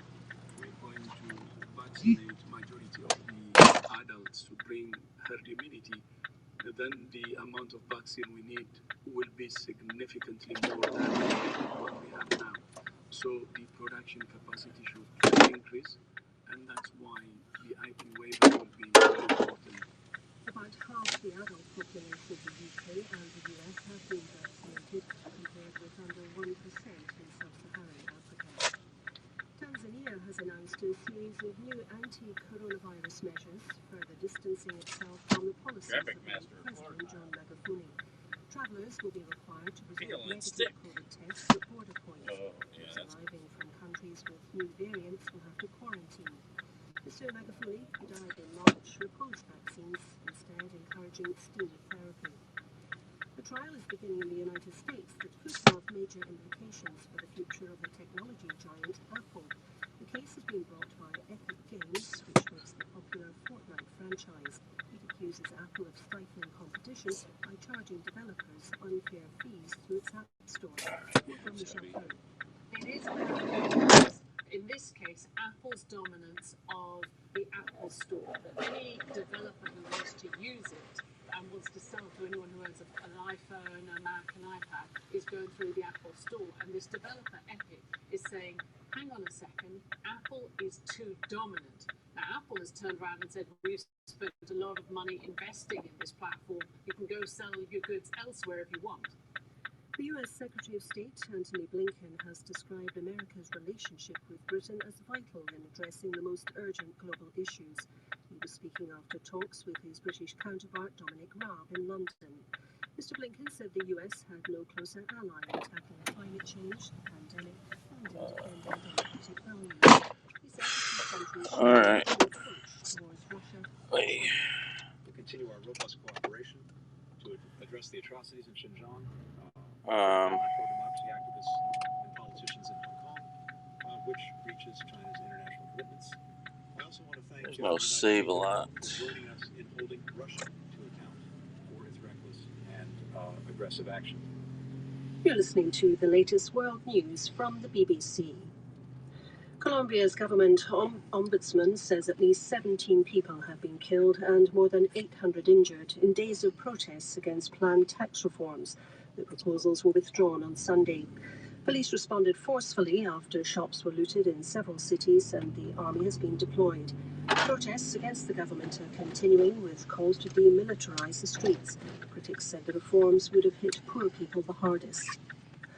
Hong Kong's state broadcaster RTHK has dismissed a high-profile reporter known for asking tough questions of the territory's pro-Beijing leaders. School zone. The rose to prominence during the pro-democracy demonstrations 2 years ago. Once celebrated for its independence, RTHK has suffered an exodus of seasoned journalists in protest at its increasing pro-Beijing stance. The broadcaster hasn't commented on Ms. Kosser's case. Television prank shows have been taken off air in Iraq after being heavily criticised for subjecting guests to fake kidnapping and shooting. Iraq's media regulator suspended them for breaching the country's broadcast regulations. Sebastian Usher reports. The two shows, Tony's Bullet and Razdan's Shooting, are part of a festival of television that's traditionally served up in the Arab world during Ramadan. Similar prank shows are popular across the region, and regularly stir up controversy for taking their participants to the brink of nervous breakdown for the sake of a laugh. These two Iraqi shows have come in for particularly fierce condemnation as they draw local celebrities and others into moments of extreme stress, with faked kidnappings by jihadists and sudden gunfights. In football, the English Premier League says it will bring in new rules to stop clubs trying to form breakaway competitions. Last month, 6 of the division's leading sides agreed to join the European Super League, a short-lived project that infuriated fans, politicians and other teams. BBC.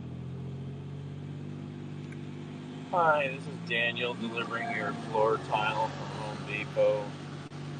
If no one is there to receive it, I will put it somewhere safe. Thank you.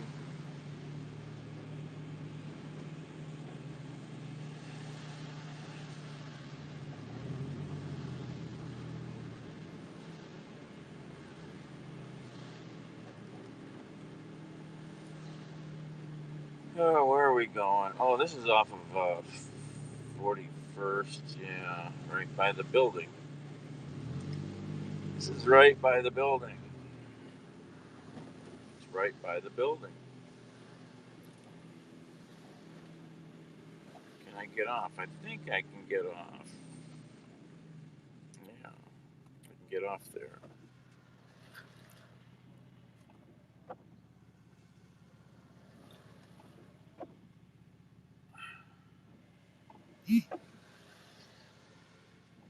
It's 41st, right? 44th, I mean. There's 41st. Yada, yada, yada. Down to high. Go over there. Okay. Awesome.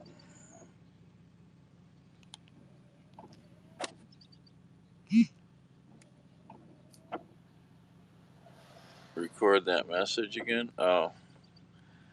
Yeah, I say it the same almost every time, don't I? It's hilarious.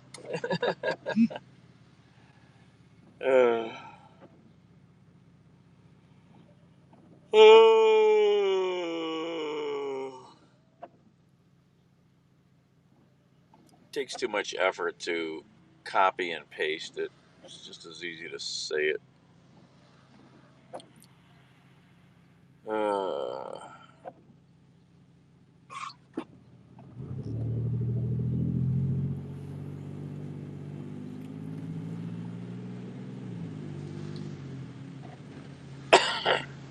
3 days of this rain, everything's gonna be so friggin' soaked, man. Jeez Louise. Louise has got nothing to do with it. Where do I turn at? Up here.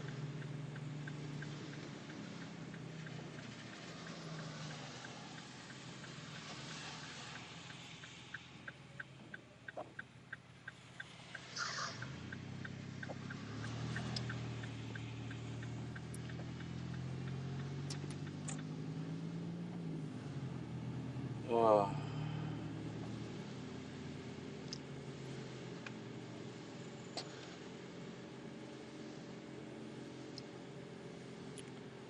Yeah. We're in Rocky River, Ohio. Rocky River.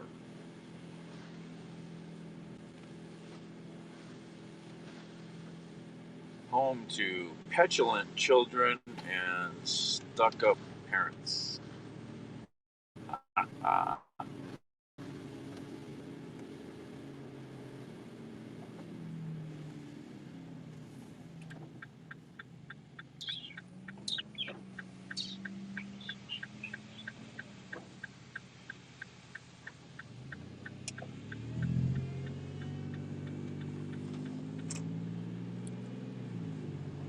Oh.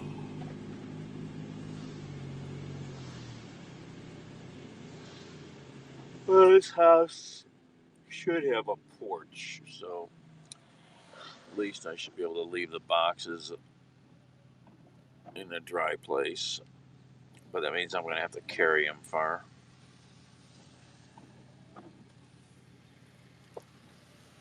The bumper sticker on that car the bumper sticker on that car. Helen Keller taught me how to drive. I drive by touch. Am I a snob? No, Rocky River people. Rocky River, you know, it's like a upscale, snooty, upper middle class community. Everybody's proper, everybody's rights. You know, it's a very conformist community. Where next door in Lakewood, well, you can get everything. Pizza, fine dining, shootings, carjackings, diversity, angry neighbors. You get it all. Not in Rocky River. You don't make waves. The rain is getting heavier.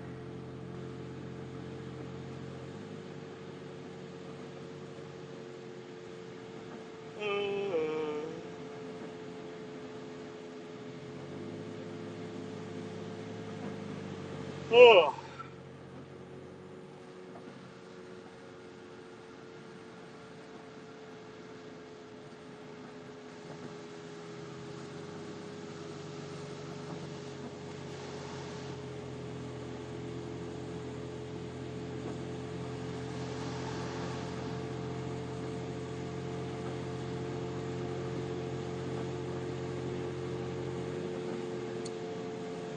Got to get this car into the shop. These noises are driving me nuts. I don't like noisy vehicles anymore. Oh.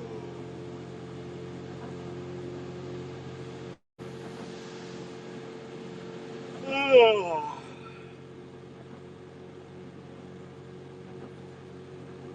Snow! Awesome.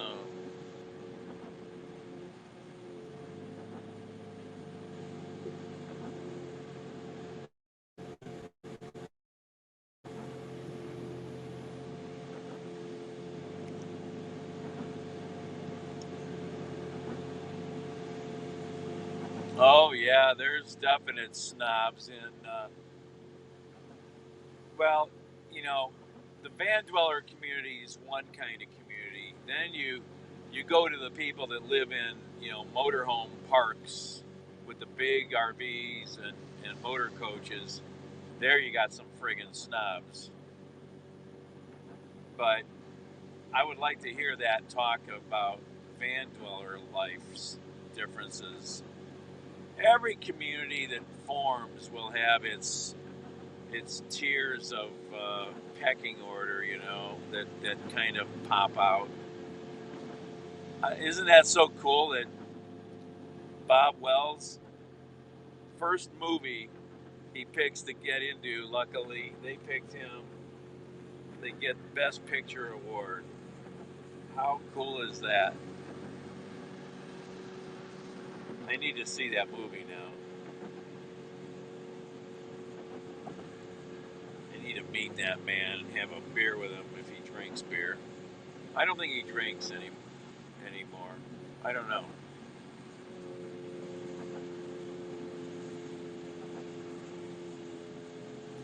Yep, pretty amazing. That movie got a lot of awards.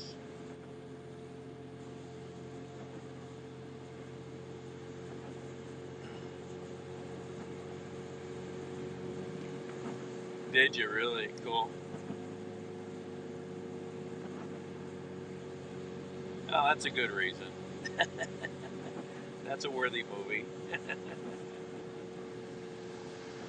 Okay, come on, cars.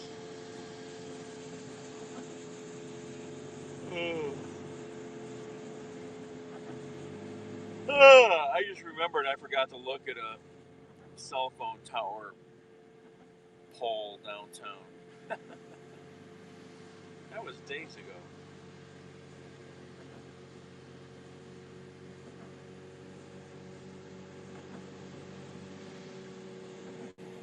I keep forgetting you can buy movies on YouTube. I heard so much good about buying YouTube Premium. If you watch a lot of YouTube Premium is so worth it. No commercials, background audio. It really is well worth it.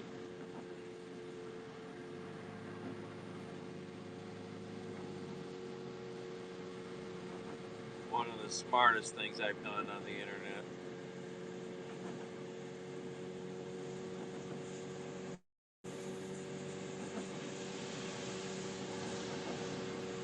Come to think of it, I have not watched any Bob Wells video in a while.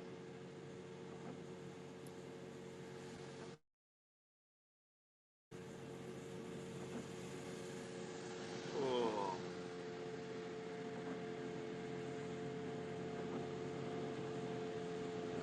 Got construction cones, construction zones.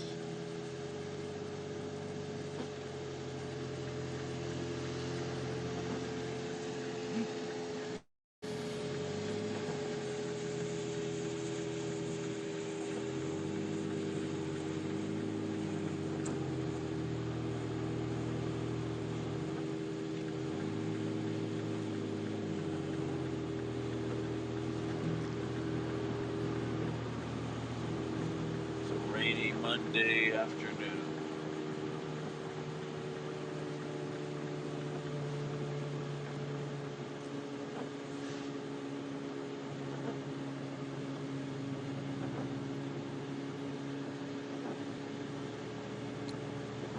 Oh, he's gotten the bug to do an ambulance for himself. Oh yeah, well that he don't have much room in that van. I don't know that I could live in a van. I mean that's just too small. Too small. I'm a hoarder. I need a little more room. I owned an ambulance once, so I know all about them. I could see doing an ambulance for my camper. A campulance. Oh, look at this mess they got here. Yeah, they're tearing this bridge apart and redoing this bridge. It's a big deal because this is a major chunk of traffic here. It's a big deal to have to close this down.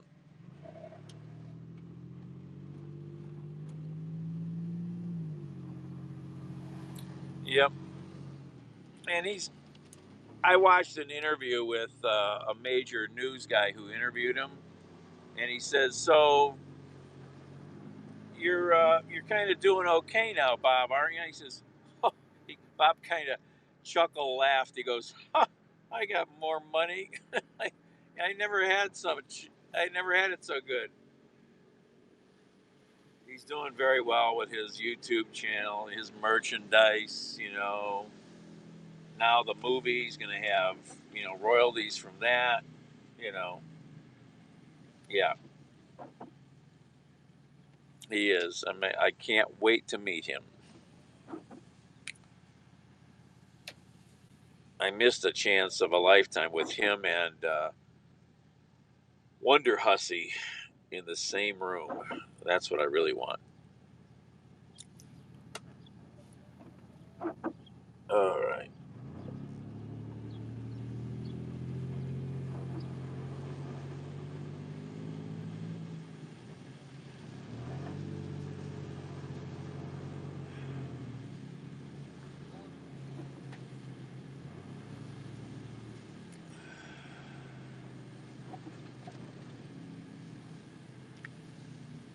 All right, we're getting close.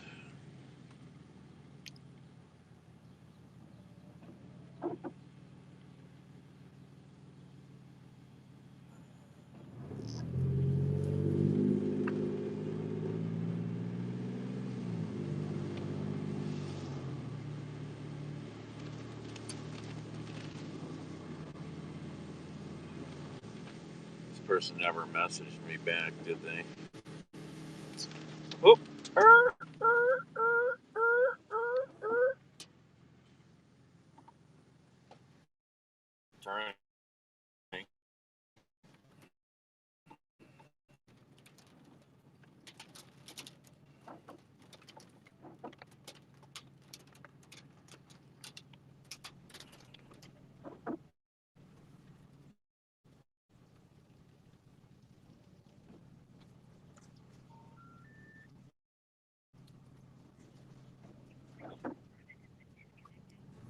Oh, great. Her phone number is disconnected, so she's definitely not going to respond to my calls. All right.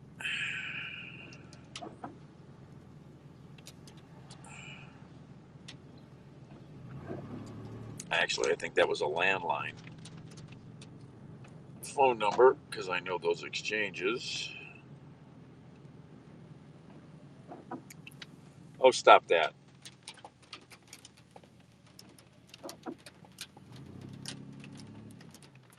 All right.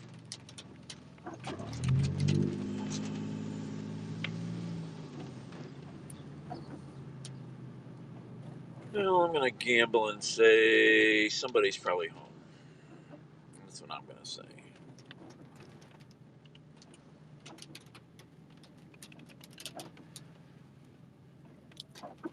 All right, which house is it? Well, there's a dumpster. Let's see, 39. It's on this side of the street.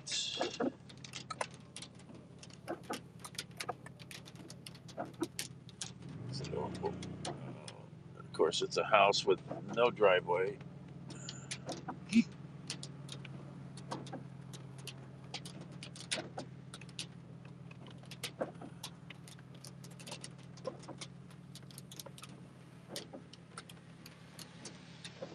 Do you know Myra?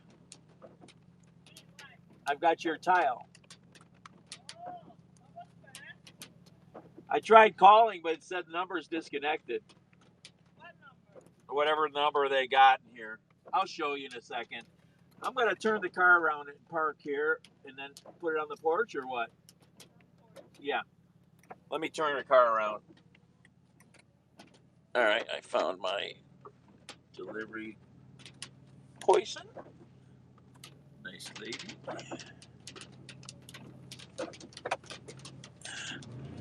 She goes, that was quick. I bet she's just ordered it this morning. She probably put the phone number, somehow put the phone number in the contact wrong. All right. Where's the sidewalk at?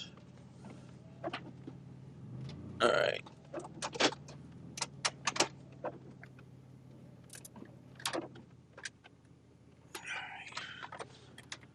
So foggy in the car. It's froggy. All right, got that.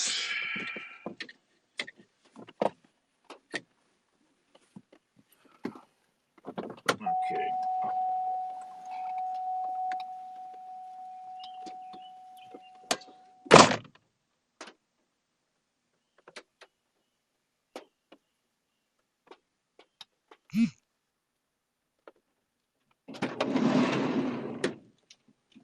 Of course, the door won't stay open, will it? Oh, when I carry two of these, it's going to be so heavy. Oh.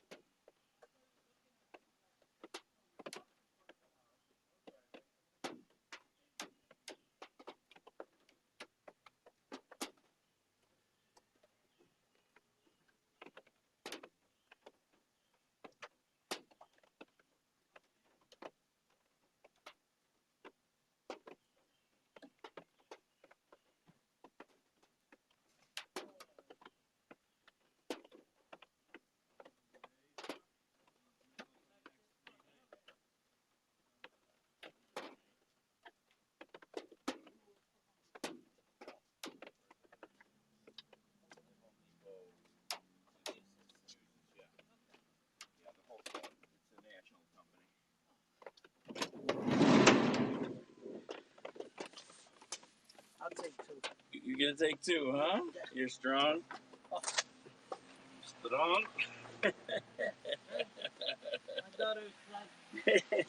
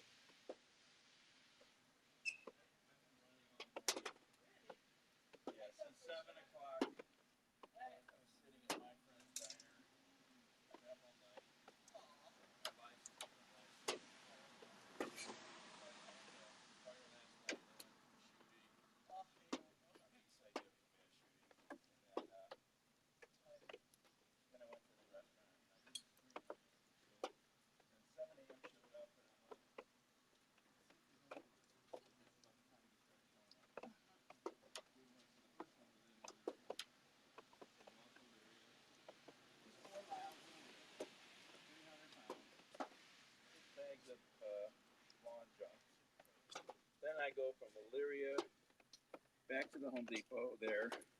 I'll take this one. And, I gotta take a picture. Oh, So let me what? No, can we Take a picture with me. There you go. You want to get in the picture? No, just kidding. You're gonna get the picture. Did I take a picture? No, verify. I'll just take that picture. That's good. Yeah, there's no lock on that door. Oh, okay. I don't know why. It's gonna. My bad. Okay. I touched that. Yeah, Shouldn't no, I? let's see. Hold on. There it is. That one. Touch done. Done. Okay. That's it. Yep. All right. Oh yeah, we've had all kinds. I had a big barbecue in here earlier. Oh yeah. We had to take it apart to fit it. It's Tractor Supply. You ever heard of it? They assemble that stuff, so it's huge. You know, You had to take it down. We took the lid off and then it laid in the back. You know. But yeah. Oh yeah, I've been then I went down.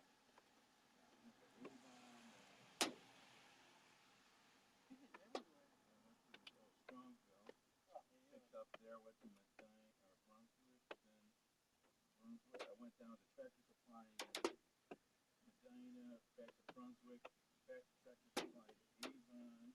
You've been busy. Avon to Rocky River. Oh, It's been a good day. enjoy you. Enjoy your evening. Huh? Enjoy your evening. Just take a break.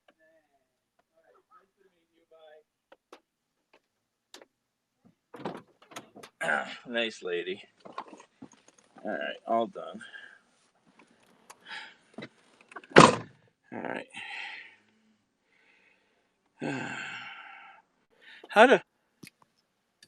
I haven't figured this out.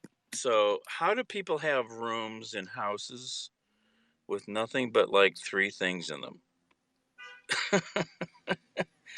I mean, how do you have a room with just a couch and a TV and maybe a picture? How do you do that? I don't know how to do that. Where do you put all the other stuff? I mean, honestly, I'm serious. Where do you put all the other stuff? I go into so many houses in my life. I'm like, where do they put everything? See, now all the deliveries have cleared up. They're pretty well all gone.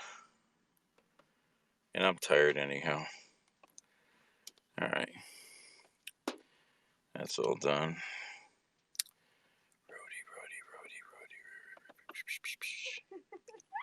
Oop. Oops, sorry.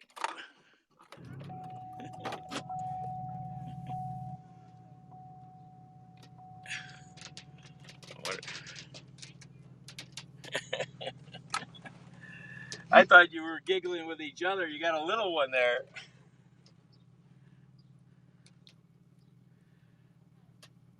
Well, yeah. I mean, but I just go, I go into a house like this. She got a nice room with just a couch and a chair, I think a TV and a couple other things. It's like, where's all the other stuff? I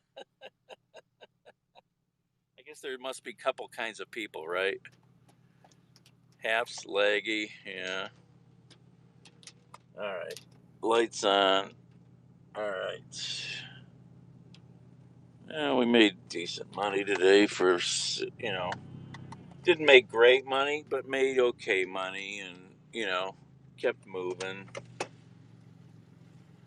Had some fun. Saw the waterfall. Man, it's muggy as could be in here.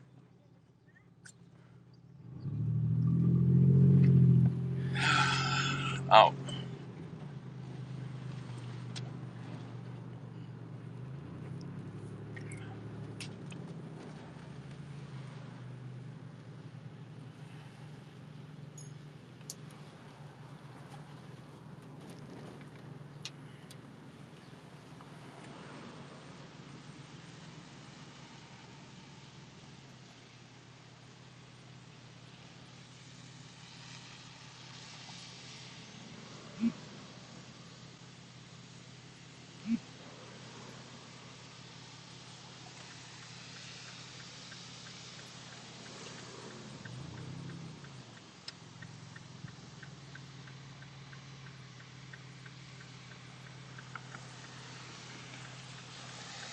Now getting out of this street.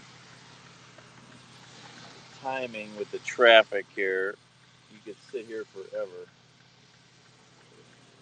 Car after car after car after car after car.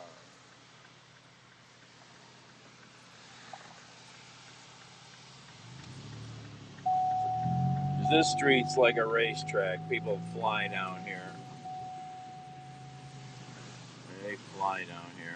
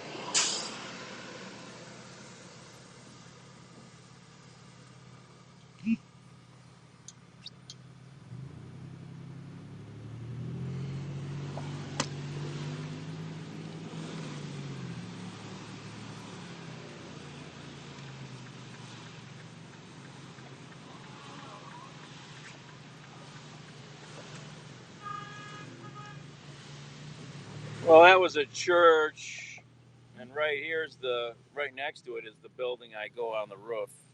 You know, when I do the work on the building, that's right there. I'm so tired. I don't know what I want to do now. I don't know if I'm hungry or not or what.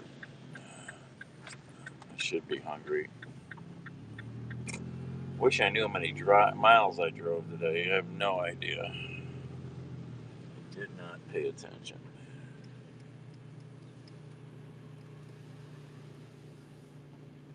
I need to get the oil changed in this thing. Oil change, muffler, bearing, all kinds of stuff this thing needs. Front tires.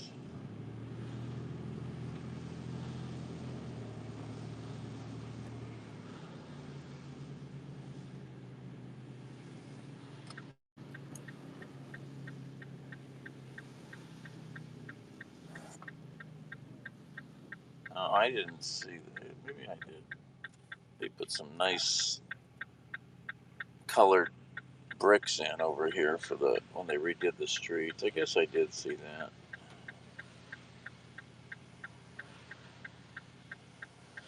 So nice. The streets all repaired, prettied up.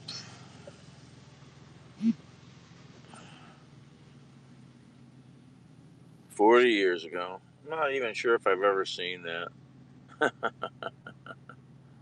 There's so many movies I've never seen. Couldn't even tell you. Couldn't even begin to tell you how many I haven't seen. Oh, can't park there. Almost parked there, but no.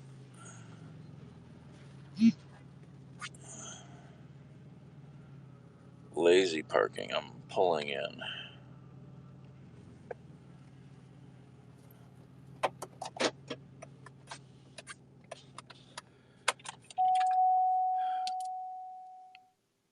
Alright, I'll be right back. I'm gonna go to. Alright. No, get some chocolate milk.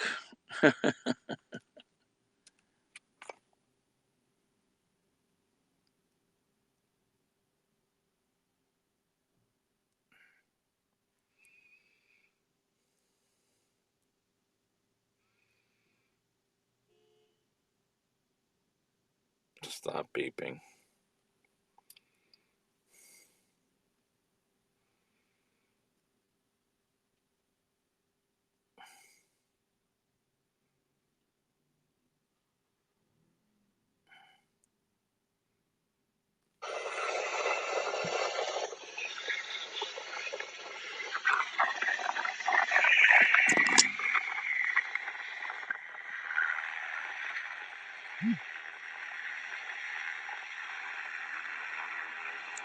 Pretty new chopper. Ooh, look at their new toy.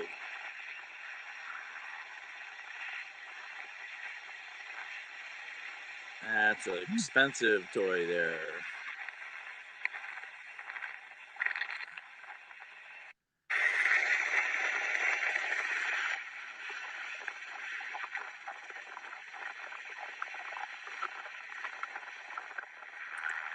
That's $1 million toy.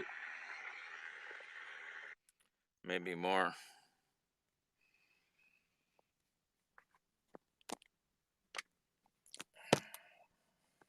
Probably more. I'm trying to think. Probably a couple million, more, yeah, more.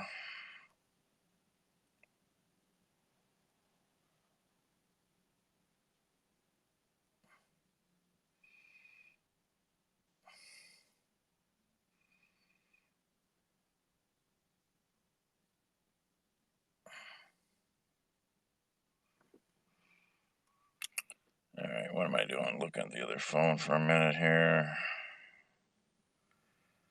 What's going on out in the planet? Okay.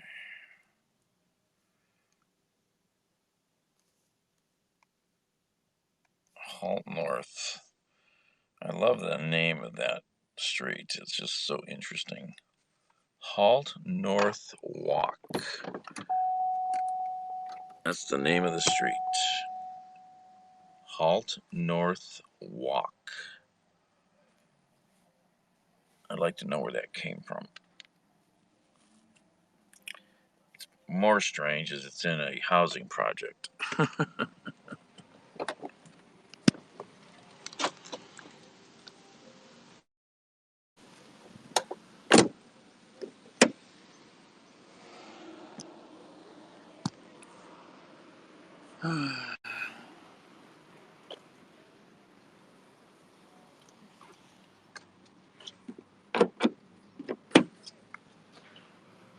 I don't trust you. Just kidding.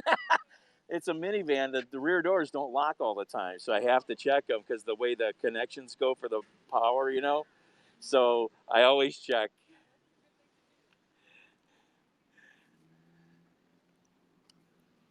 Dollar Mart.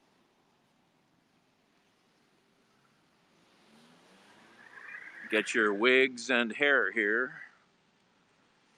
Lots of wigs and hair in that place. This is a really bizarre store, let me tell you. I haven't been in there in a long time. That's a freaky, weird store.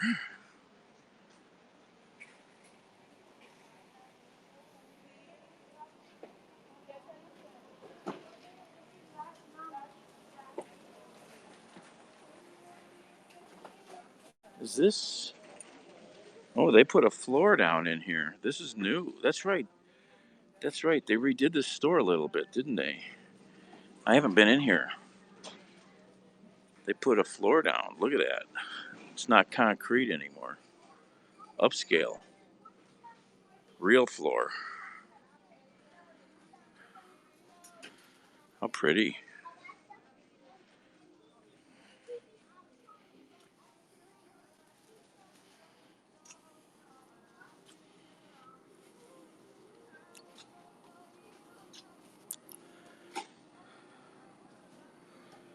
Oh. I forgot. They did close down for a little remodeling.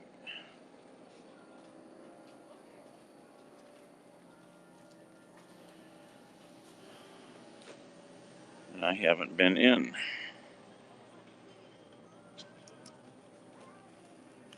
I need to go to BJ's warehouse.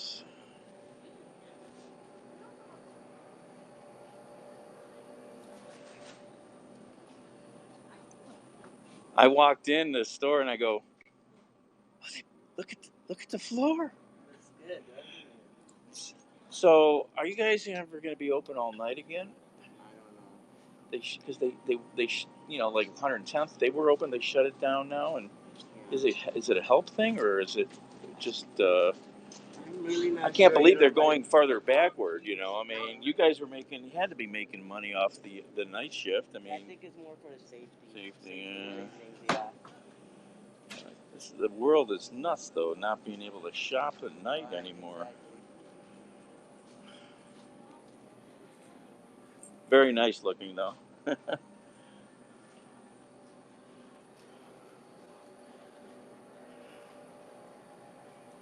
Oh, they spent some money putting this floor in. Cha-ching. It's a lot of boxes of flooring, man. It's a lot of boxes of flooring. Excuse me.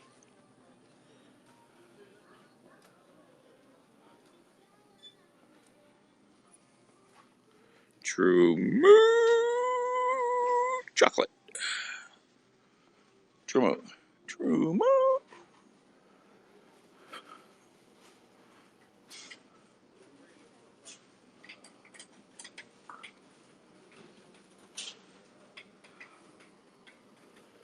Wrong side. Oh. I don't even know how to count, do I? I do not know how to do one. I walked all the way down there for no reason. I walked in the place. I go,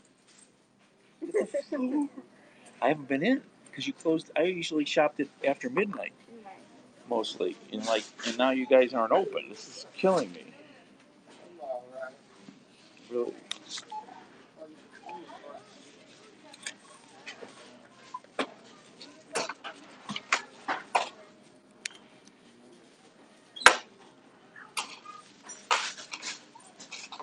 Oop.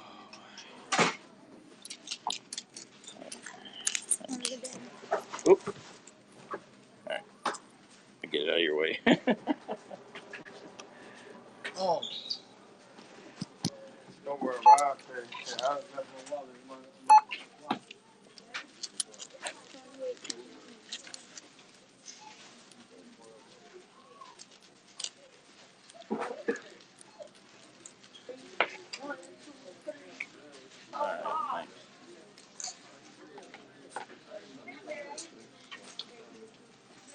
Oh, I did walk away. Look at that. I did that. I almost forgot you guys at the register.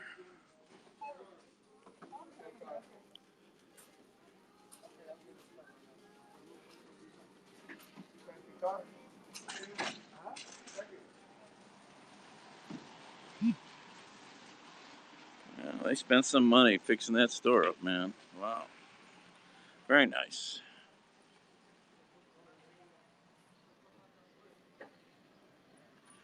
You want to go inside the really wacky dollar store? This place is something else, man. It's one of these places they sell all this hair and wigs and other weird ass dollar store stuff. It's a bizarre store.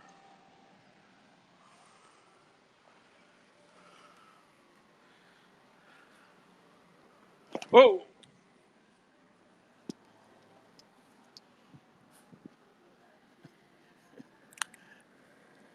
Nobody saw that. I slipped off the curb. Nobody saw that, right? I can't get in this car from this side. I hate this car. Can't believe these manufacturers think this is. Who thought this? Who do these people think they are? Can't have door handles and can't have door locks. Can't do this. Where is... I can't even unlock the door from here. This car's so messed up. This is really annoying. Really annoying. Oh.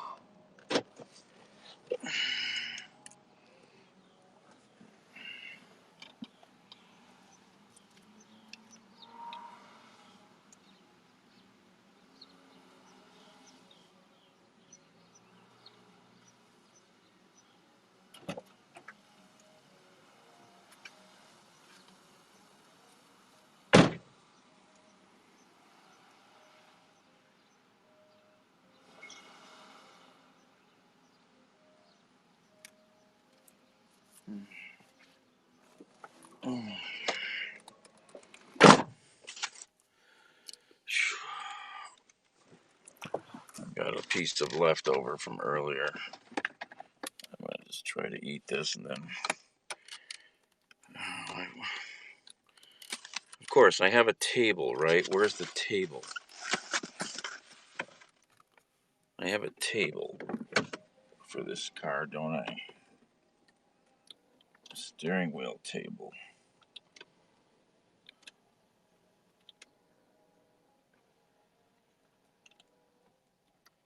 Why doesn't the seat back up farther?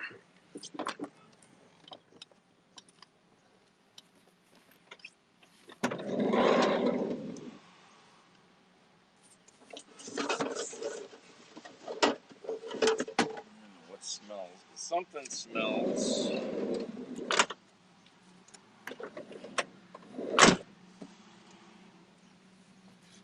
Oh.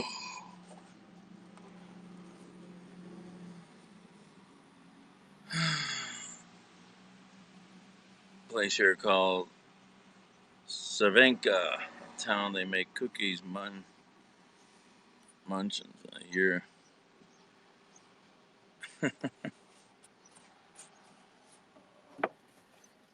My belly's in the way of the table.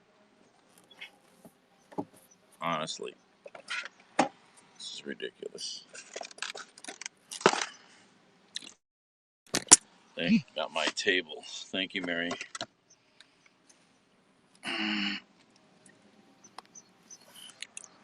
Alright, I gotta plug you guys back in. Because power is everything. What's going on here?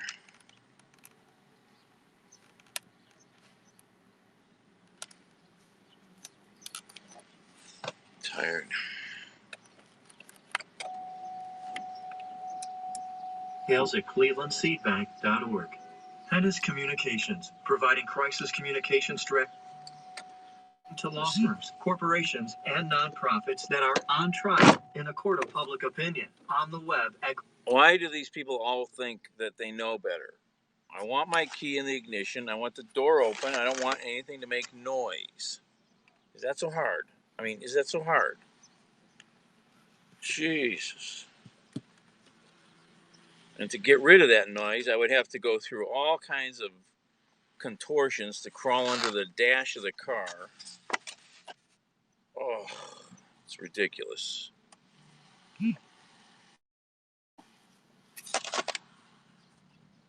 Just to cut the noise out.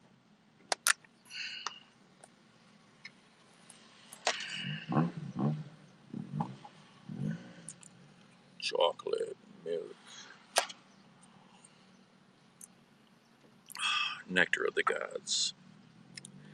Nectar of the gods.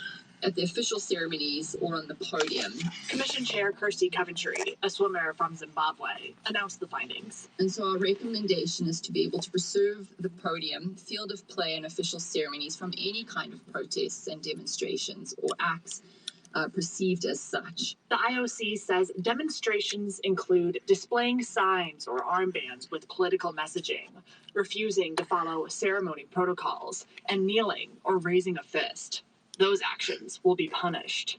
Gwen Berry, a U.S. Olympic hammer thrower, knows how much of an impact punishments can have. While standing on the podium at the 2019 Pan American Games in Peru, Berry raised her fist in the air, a symbol of Black power, and a move reminiscent of John Carlos and Tommy Smith's protest at the 1968 Games in Mexico City. Berry says she knew the gesture went against Olympic rules, but the cause overrode fears of retaliation. I just wanted to show Black unity and Black power, to show people that we are still here. We need to start speaking out so that we don't have to go through these struggles all the time, especially alone. Berry's fist was raised for just about 10 seconds, but she was put on a 12-month probation by the IOC. And she says the financial hits came almost immediately. Berry claims she lost grants due to the protest, though funders deny the connection. But since her probation ended, Berry has only increased her activism. She says if she makes the U.S. team this summer, she'll find a way to make her voice heard. I will make it loud and clear that I don't agree with the IOC and what they do, and I don't agree with a lot of things of this world.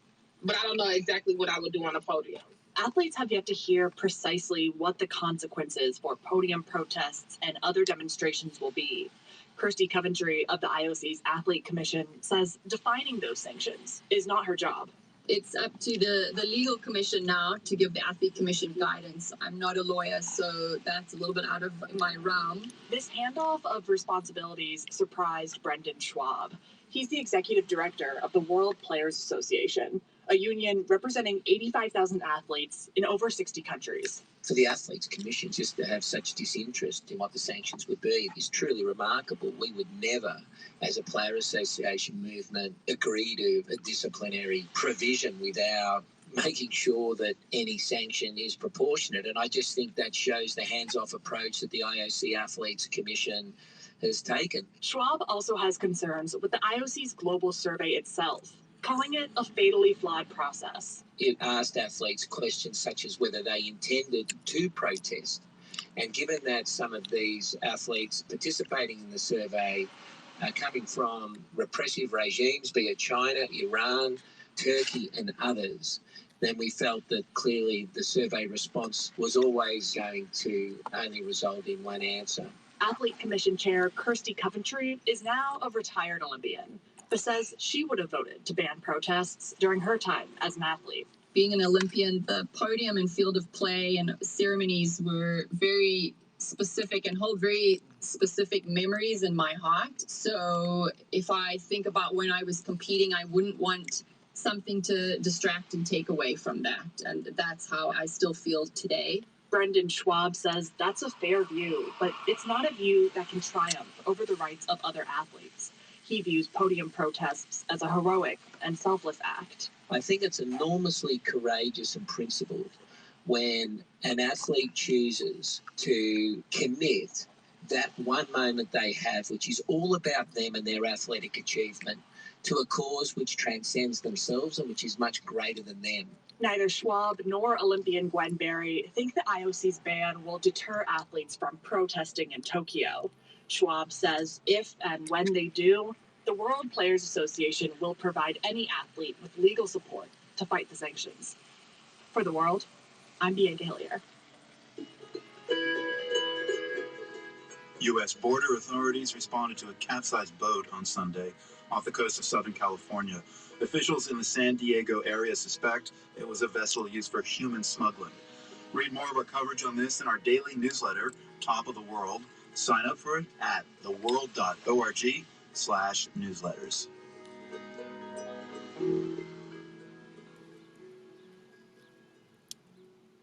Back in the days before social media and the internet, before TV, back when the word broadcast applied mostly to sowing seeds. Hey, Tony.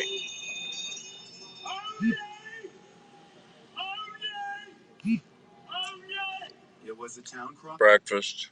Oh, yeah, I don't know. I've been up since yesterday, so.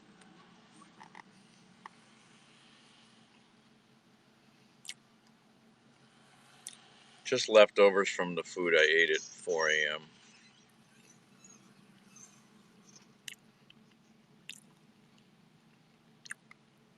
I end up wasting lots of leftovers because I forget about them.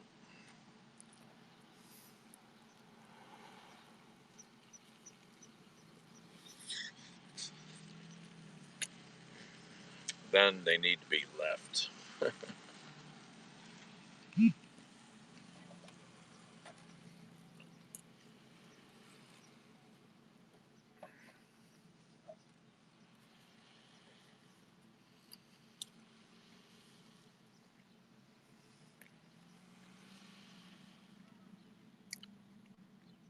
Yeah, Save-A-Lot changed their logo too. Interesting. I guess I like the new logo.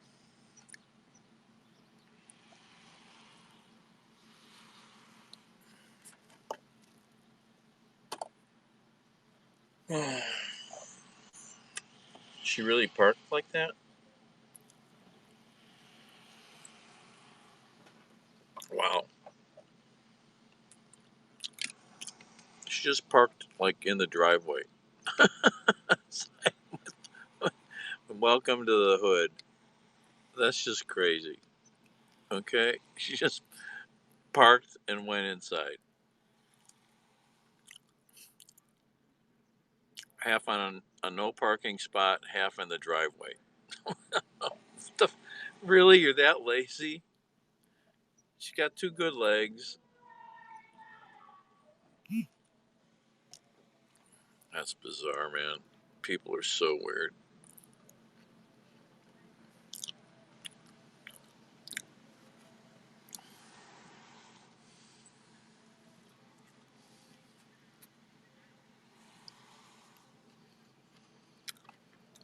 Oh,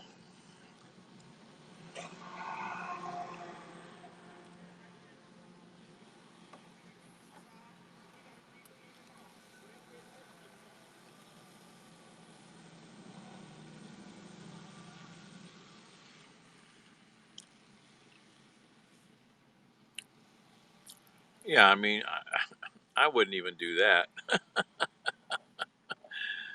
I mean, I would pull on the I'd park on the yellow thing all the way, or I'd go somewhere else. But that's just bizarre.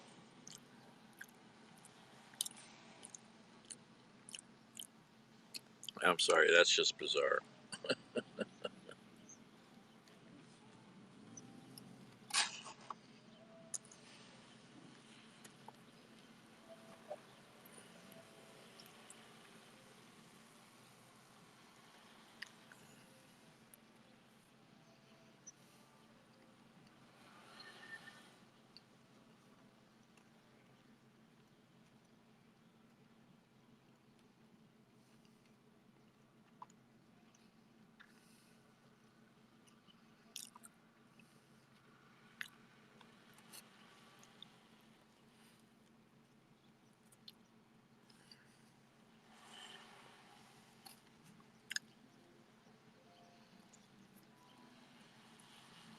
That's entitled,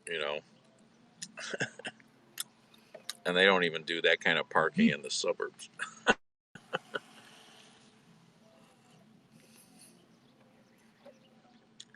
That's just called lazy.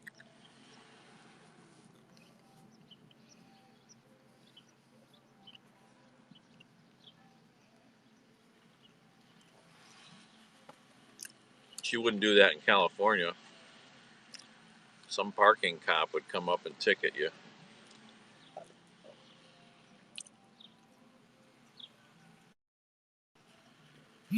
I just watched a video of a guy in San Francisco area, Millbrae, California. He parked out of the way. He wasn't like blocking anything, totally not blocking the driveway or anybody. It was just right against a little structure in this big parking lot. And he just ran. I think he was doing Uber food delivery, and he just ran in and grabbed the food. He was there 2 minutes. He comes back. There's a San Francisco cop hassling him. Well, he has his own YouTube channel, so he's always recording. So he recorded this whole thing, and the cop was just a dick, man, a giant flaming ass, always trying to give the guy a hard time, trying to catch him in a way that he could then do more things against the guy. I mean, you got to watch it. It's like just stupid. Just stupid. And this went on for, I don't know, 10 minutes, maybe more.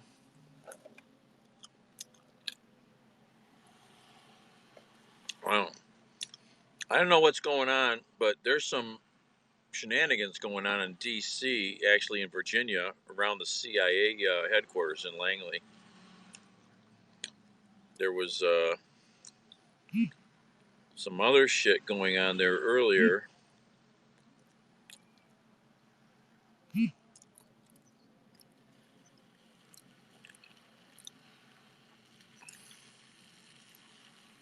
Yeah, and I saw something come up earlier, and now they just put a TFR in over the CIA's headquarters, temporary flight restriction. That's right. They have an intruder security incident. It says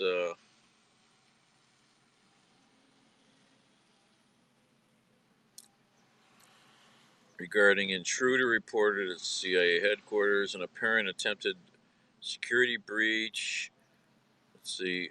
A Fairfax police spokesman confirms that there's some sort of security incident ongoing at Langley at the fortified gate off a main road called Route 123. I might have been there once. And here's what we've been able to gather from a number of officials. It appears that the intruder approached the guarded gate and tried to seek unauthorized access, and that the CIA may still be negotiating with that individual inside their vehicle. One official told us that no shots have been fired.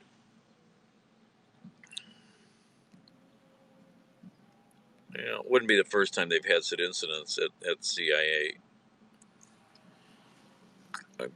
They had a guy shoot a bunch and kill a bunch of people a long time ago. Yep.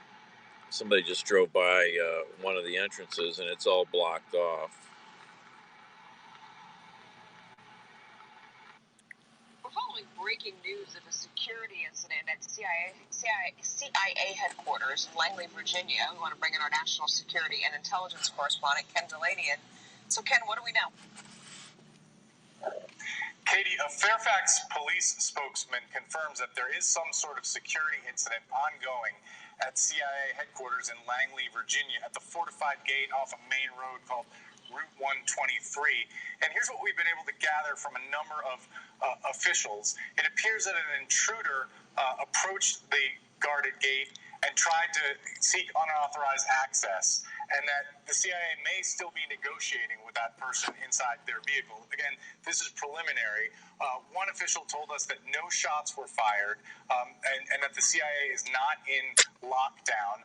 No one has breached the perimeter. But this is a particularly sensitive situation, Katie, because all the way back in 1993, a Pakistani national shot and killed 2 CIA officers outside that gate on the main thoroughfare. So they take their security very, very seriously, especially in this time when we had an incident at the Capitol with a person driving into a barrier, and when threats to federal facilities are at a heightened state. So we will keep you apprised as we gather more information about this situation, Katie. So the TFR is probably to keep news choppers out of the way. So they don't have any video going on. Well, they're kind of hiding it from everybody, right? We don't know what happened there. There's no video. That ever happened before? But, you know, somebody could be associated with this person, could turn on the TV, or they could even watch, they could get an alert on their phone. So, you know, it's not a bad thing necessarily to cut air traffic out of the area for a little bit.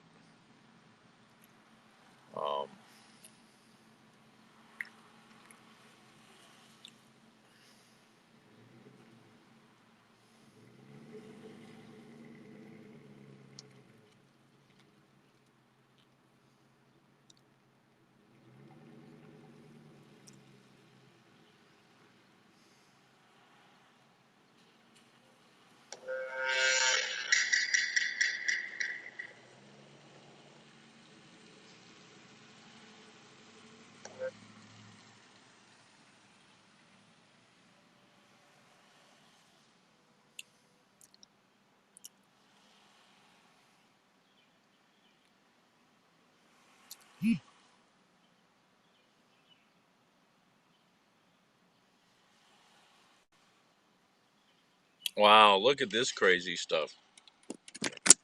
This is just in a comment. On Twitter, especially, you'll find crazy comments that have nothing to do with what you're reading. Sometimes it's just links to crazy stuff. Look at this thing.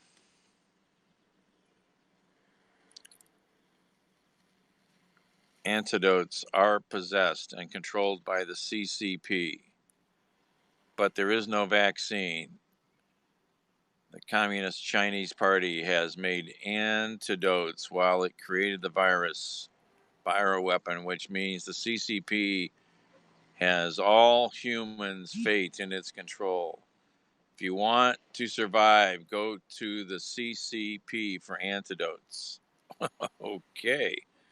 I haven't read this one before. Let's see. What is it? What else? Not weird stuff is tucked in the corner of this image. C News, whoever, G News, whoever that is. Miles Guo, April 21st. This content is from Guo Wengu's Getter 5TV, some Asian media thing.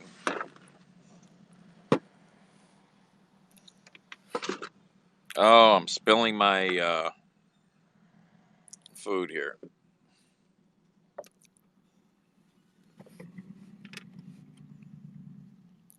Route 90 bridge approaching Maryland City. I just watched a whole thing on that Pakistani guy that they just mentioned in 93.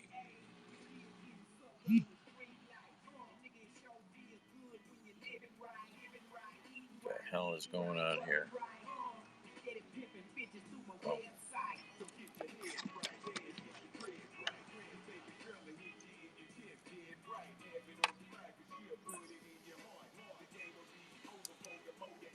Strange.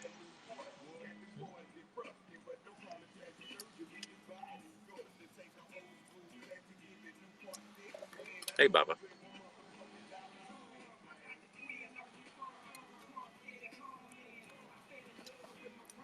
This guy's over here making an honest buck picking up aluminum cans in his nice car. Yo!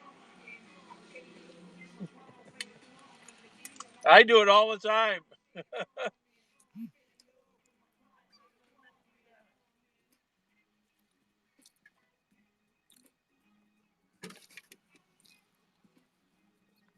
Guy's in his nice SUV picking up empty beer cans on the parking lot. I wondered what he was going to do when he got out. It's like, why is he stopping like that? He's hustling, man. He's making money. Cleaning up the environment, right?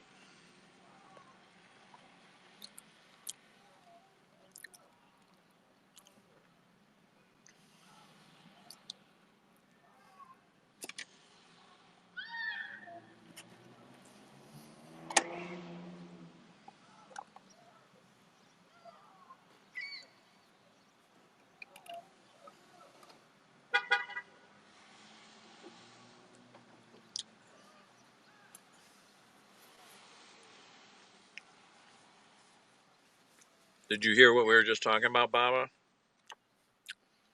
The incident that's going on at Langley right now. Aluminum's up. That's always a good way to motivate people, right? I got a bunch at home.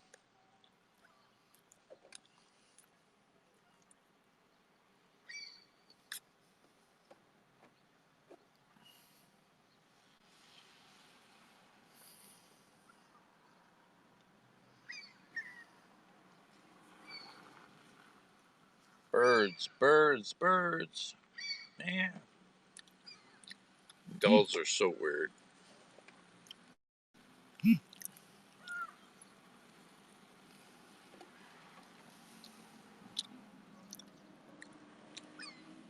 Just flying rats.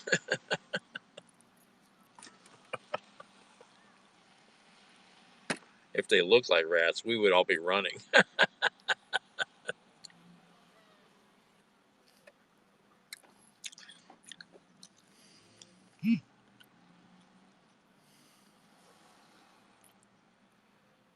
Oh, I'm tired.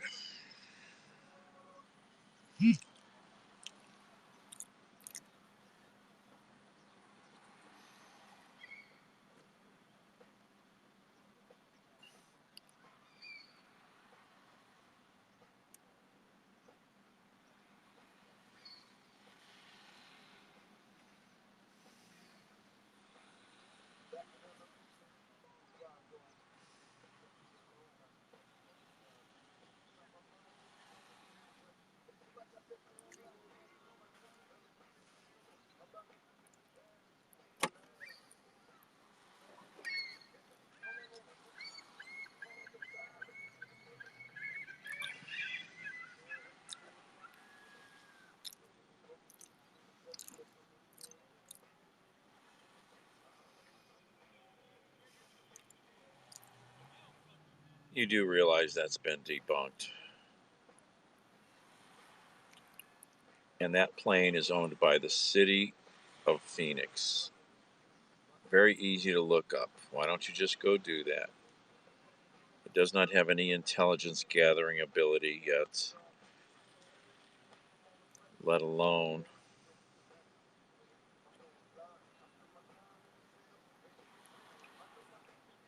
much else. They just bought the damn thing.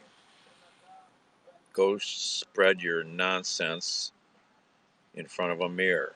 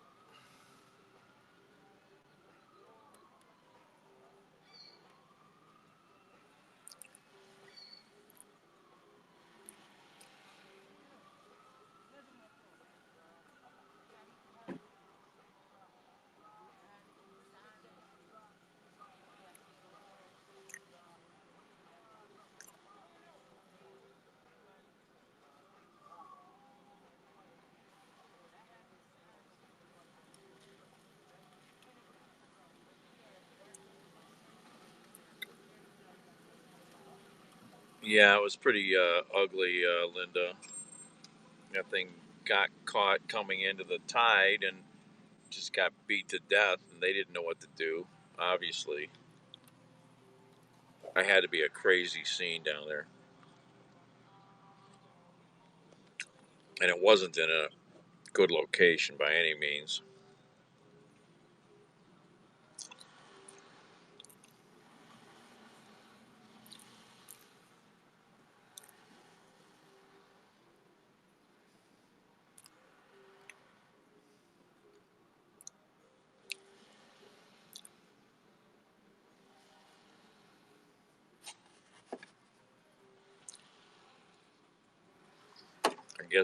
I guess you would you have to say that pretty lucky only 3 people died. That could have been a complete. How much did those people pay those people to bring them there?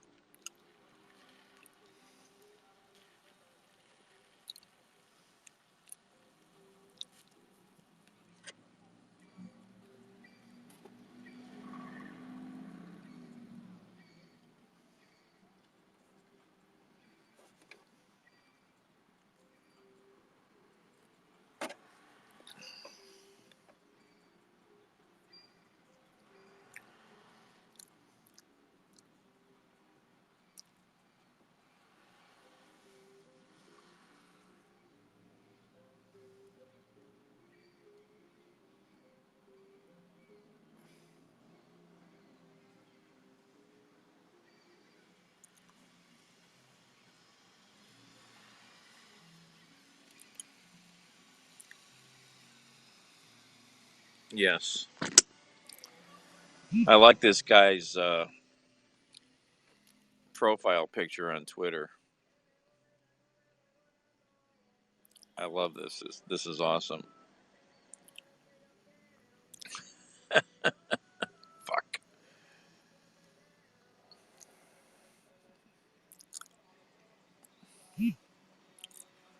So apparently, a guy going through TSA checkpoint here at Hopkins Airport, and this happened last year. The guy had a wad of cash, and he didn't know how much it was. Do you know exactly how much money's in your pocket? I used to carry $1,000 all the time. Did I know how much it was within $20 or 100? No. And I've had wads of cash in my pockets at times. Very rare. You don't know how much you've got unless you had it counted before you put it in your pocket. The trouble is, in America, they can just take that money. It's bullshit. They have no fucking right to it.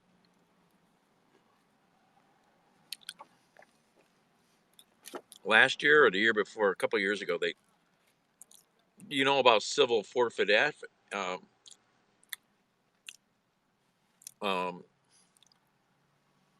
civil asset forfeiture, don't you? They just take your shit.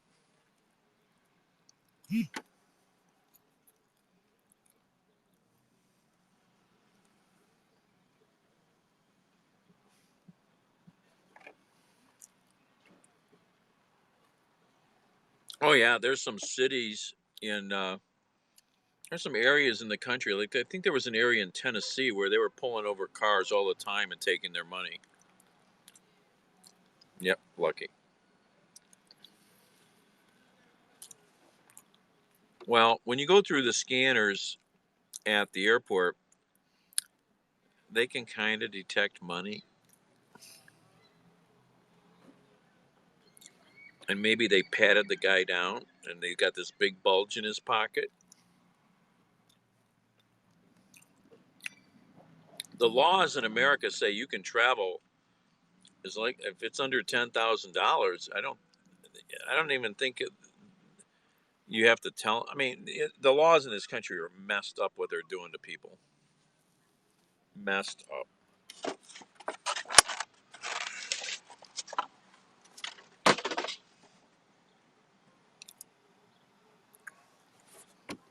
Go read some horror stories about civil asset forfeiture. Horror stories. They just arrested a guy took his money in Phoenix. He got on the plane in like Atlanta.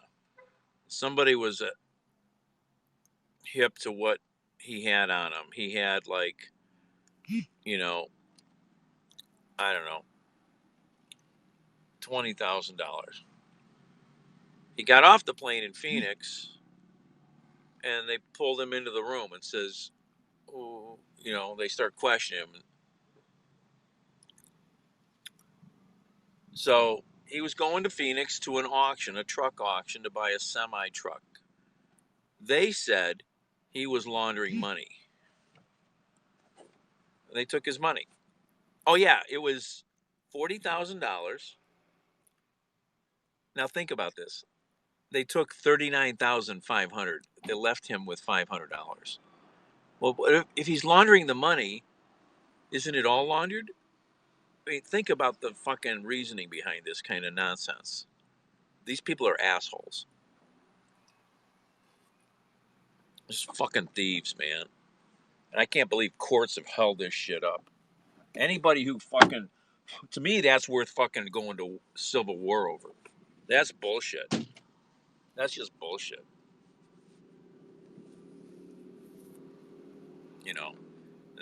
And when cash is gone, when you cannot use cash to buy anything anymore, and every transaction you do is tracked on a debit card or a credit card, then you start spending too much, somebody's going to knock on your door, or you're just going to start getting bills in the mail for for $1,000 of taxes because you spent more money than your paycheck is making. You know, that's what's going to start happening. Do not give up cash, man. Use it as much as you can.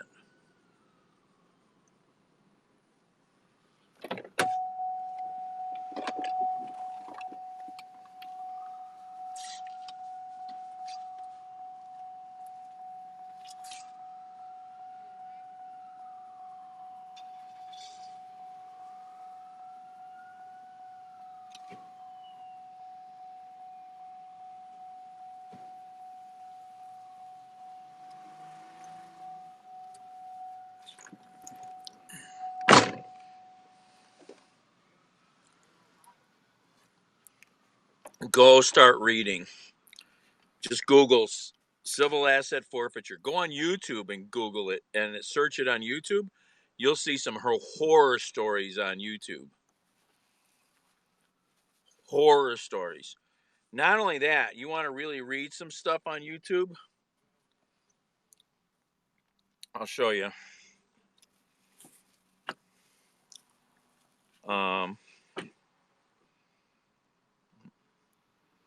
What's the name of this? I pushed the wrong buttons. Institute. What's it called?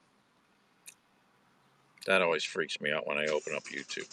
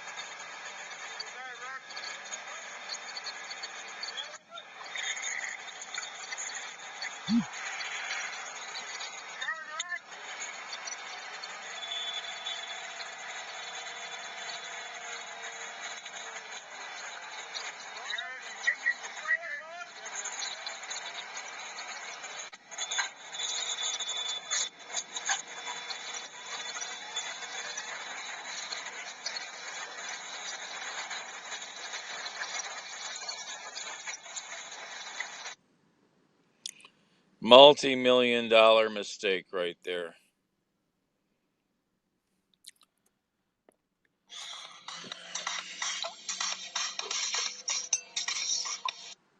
So I'll show you here. Let's see here.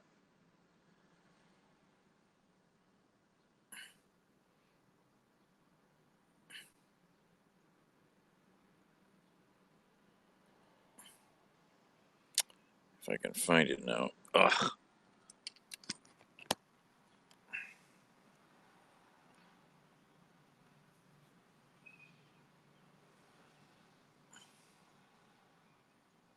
Oh, yeah.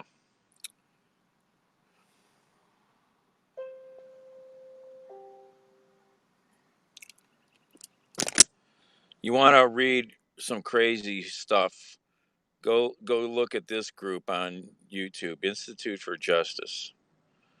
There are a bunch of lawyers and activists who help people sort out. They'll help get involved in helping them try to fight injustices against governments and cities and stuff. Um, uh,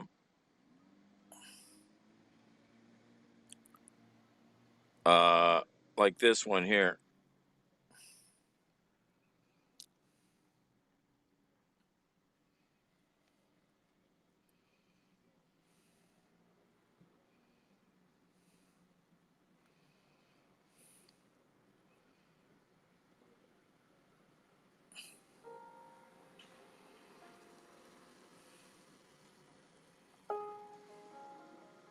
Our top story tonight is one that you could not dream up.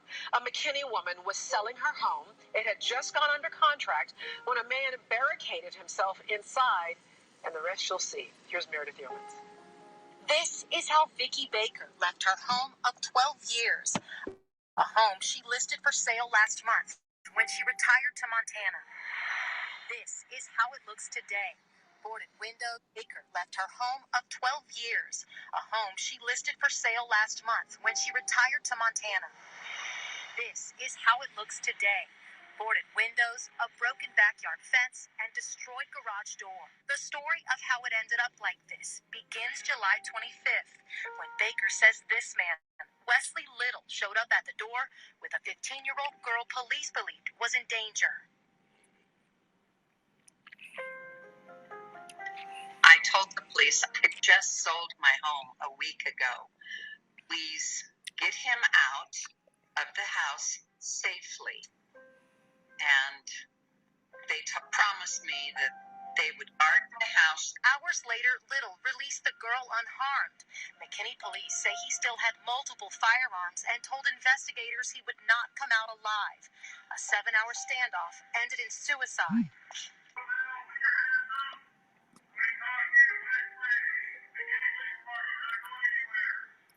Then they breached the home with tear gas canisters. They broke through 6 windows. They broke through my front door. They blew off the garage door, and they used a Humvee to plow down my back fence. Hey, Ellen. They called it shock and awe. When it was all over with, the following day, my daughter Deanna went to the home, and she videoed quickly the interior, and I got to see all the damage. She sent me pictures of the outside, and that was how I found out what had happened. After seeing that video and the gut punch that I received that day, it was for days after. There were 2 days where I actually laid on the couch and cried because I didn't know how I was going to pay for everything. I didn't know what was going to happen to my future. Was I going to have to continue to work even though I had just finished battling cancer?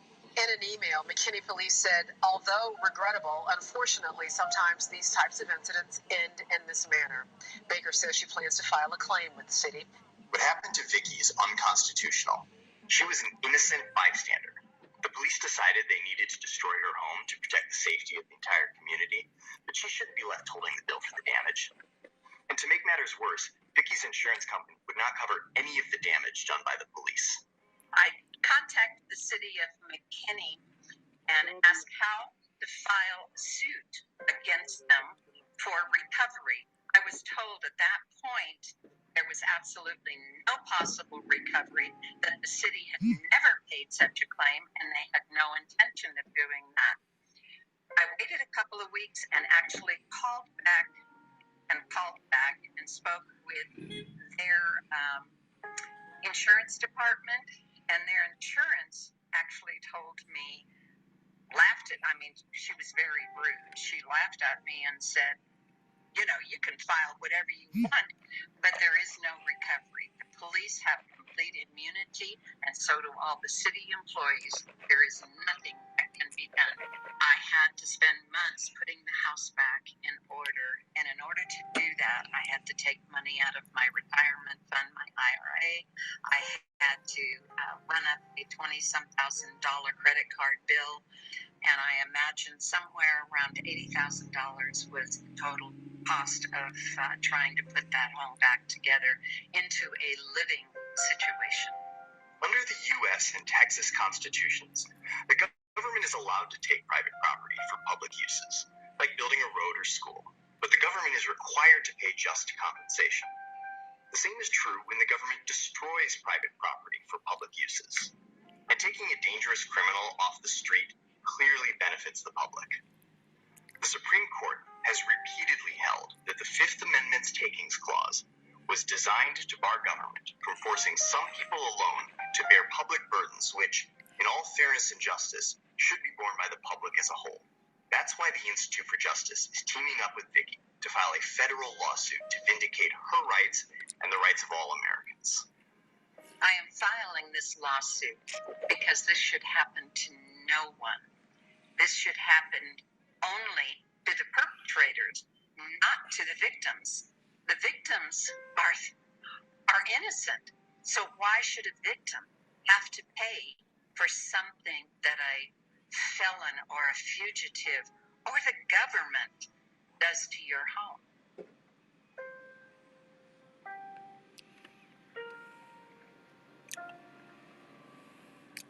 So the Institute for Justice is a really interesting group. You ought to see some of the stories of the people that they get brought in to try to help. Crazy, ugly stuff usually with their town or city. Really twisted stuff, man.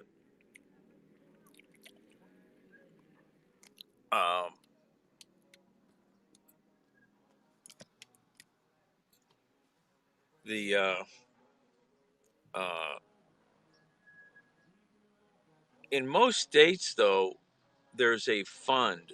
A lot of people don't even know this. In most states or counties, even cities like New York City, probably because it's so big, they have funds for victims. You can get victims compensation for crimes.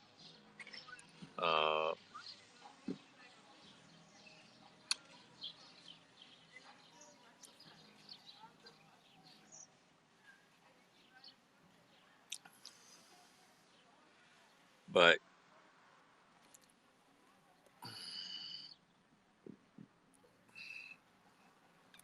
yeah, when you're showing the house, you just say, "Oh, that story? That's not no. That was the house next door. That was the house next door."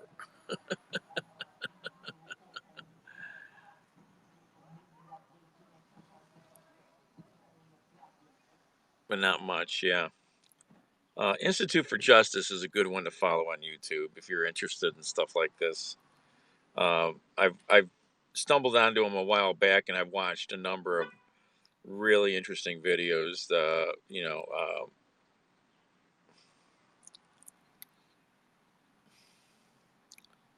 heck is that?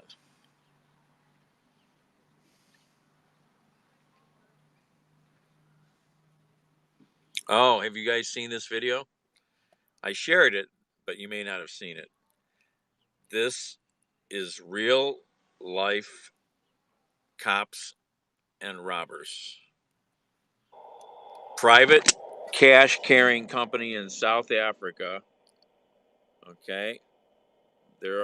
They haul cash, these guys. Watch what happens.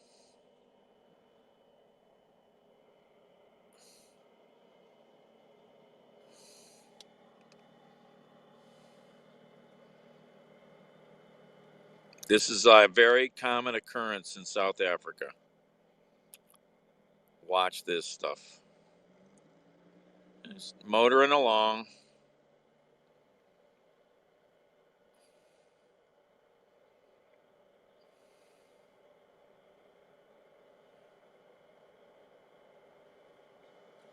Haha, Baba.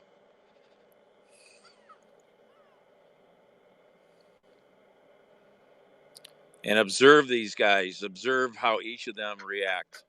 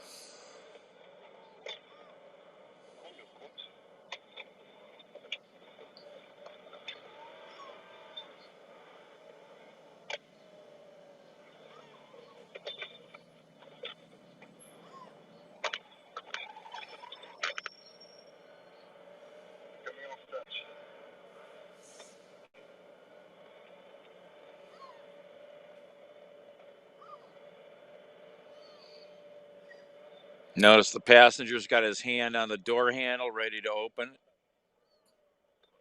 Or his pistol, I mean.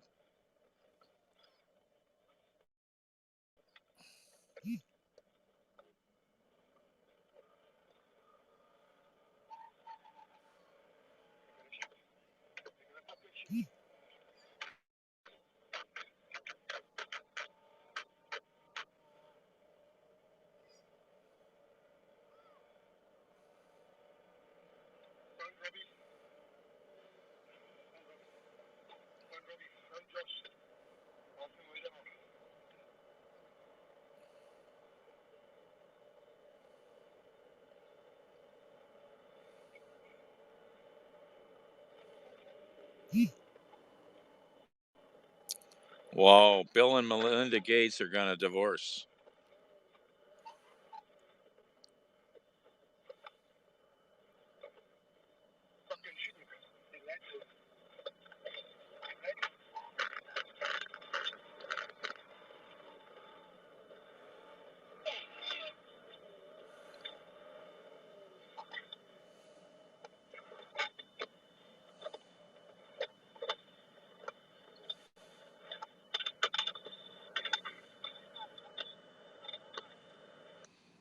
Don't leave me in the truck. How's that for a fucking wild fucking armed attack? They'd all be dead if they didn't have fucking bullet resistant fucking glass on that vehicle and doors. Bullet resistant glass. Multi-layer glass. This thick.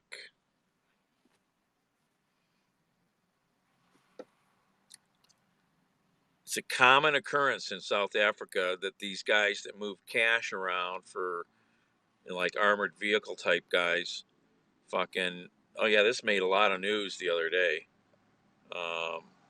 They were trying to run them off the road. You know, they come up with a couple cars and they start just fucking wailing on you, man, trying to fucking get you car wrecked and get you out of the vehicle so they can rip you off, take the cash that's in the back.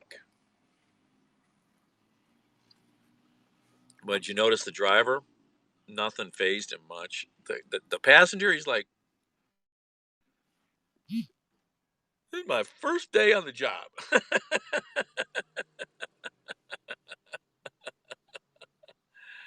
So, I wonder what the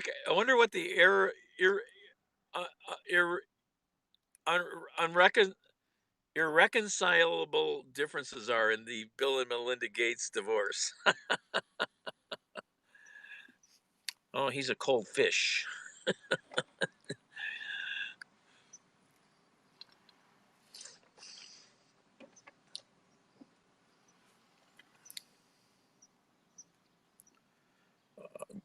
Guy's a very cool cucumber, that dude. He's been through it before.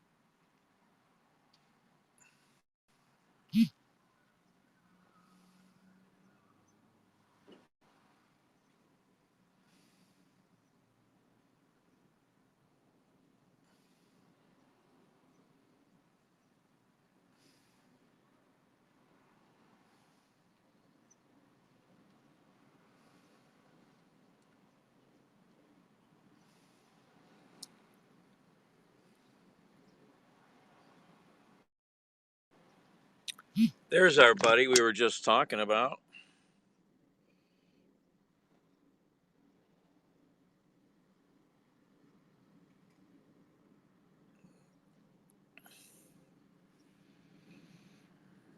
He bought a bigger freezer.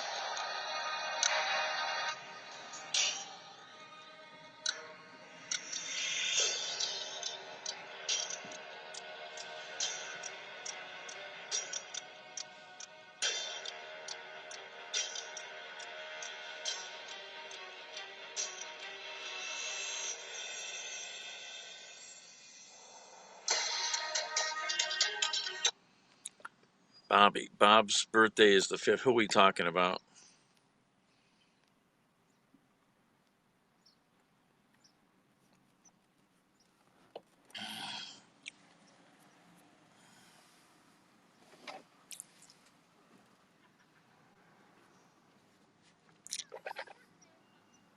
Oh, Bob Wells. Dude, that stuff goes right over my head all the time.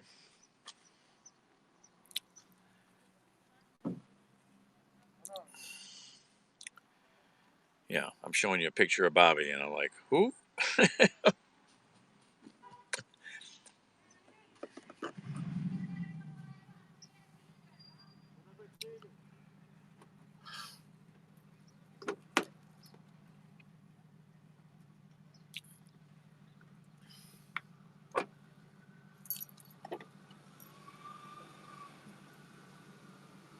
I still think he should cut his beard. He's a good-looking guy.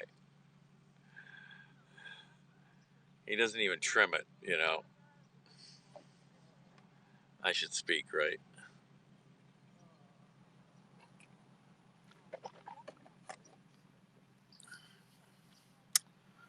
All right. What's going on out here?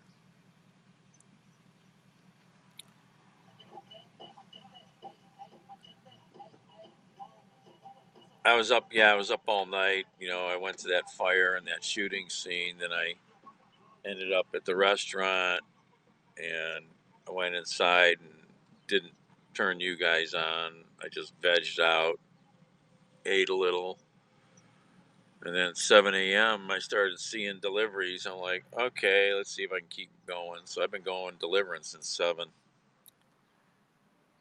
Yeah, mine was pretty wild.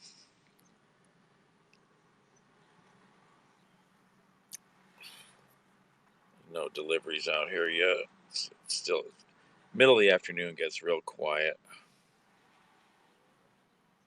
Typically.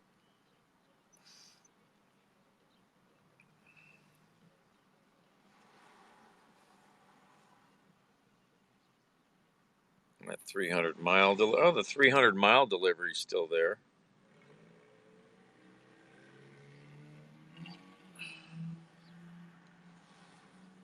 What is this thing? One box, 26 by 21 by 73. Fits in a hatchback or SUV, 200 pounds. What the heck is it? Who knows? It's a big box. Could be some big speakers, some tall speakers. Just says electronics. It's going from the east side of Pittsburgh to New York City. It's not paying a ton of money. If you're going that way, it'd be worth it. Yeah. You can do private deliveries on this app. This is a private delivery. It's not the corporate shit that I do. I think once I did a private delivery. Once. Oh yeah. Sometimes you'll see stuff across country, you know. I haven't seen much cross country stuff in a while. Seems to have slowed down.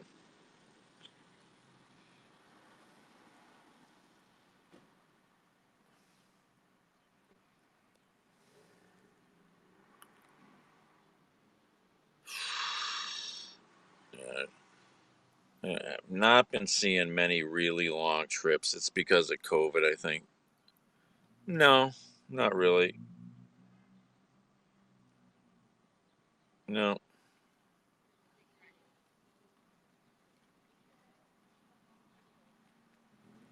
Tired.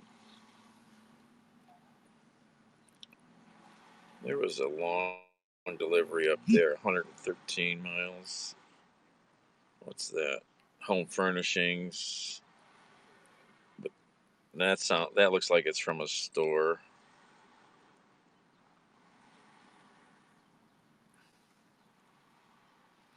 There was a delivery the other night. No, I doubt anybody's vetted. Um, the delivery was in Maryland, it was DC area. It only went 8 miles. It was paying $82. Medication delivery, $82 for 8 miles. I just wanted to go do it.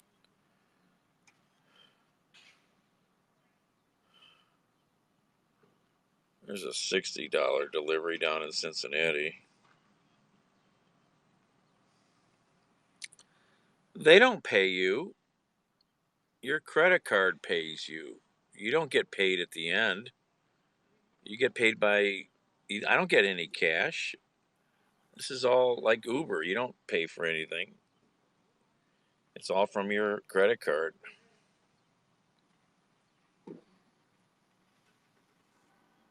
I mean, the stuff I do is all corporate accounts.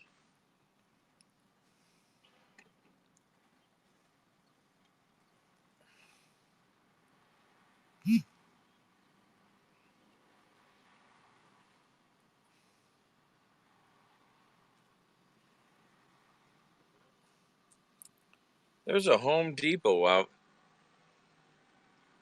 in Marathon, Florida, on the freaking Skyway out there. There's a Home Depot in Marathon, Florida. Wow, out near Key West. Wow.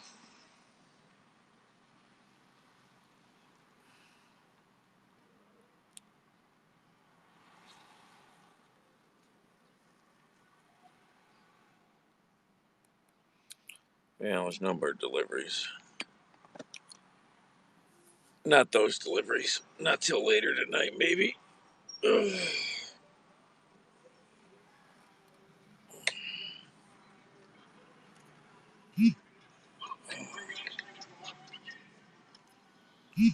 Oh.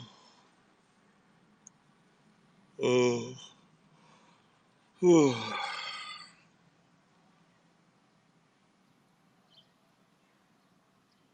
Okay, what's this nonsense?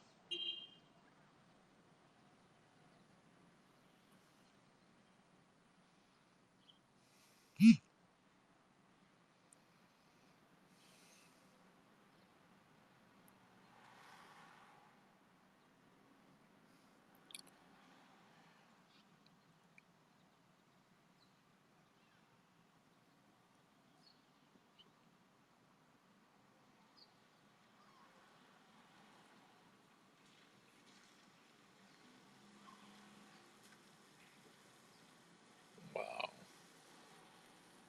Wow.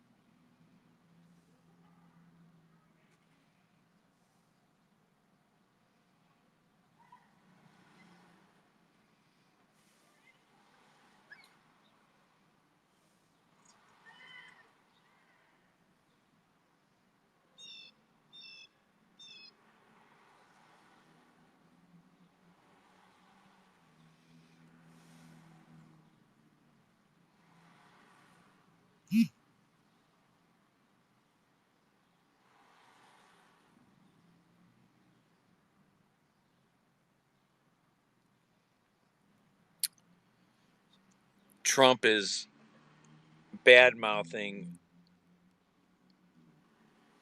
Elizabeth Cheney. They'll just eat each other alive. They don't care, you know. They don't care if their party survives or not. Heartwarming Trump's new statement. Heartwarming to read new polls on big shot warmonger Liz Cheney of the great state of Wyoming. She is so low in the polls, only that her only chance would be if vast numbers of people run against her. Just crazy. It's crazy.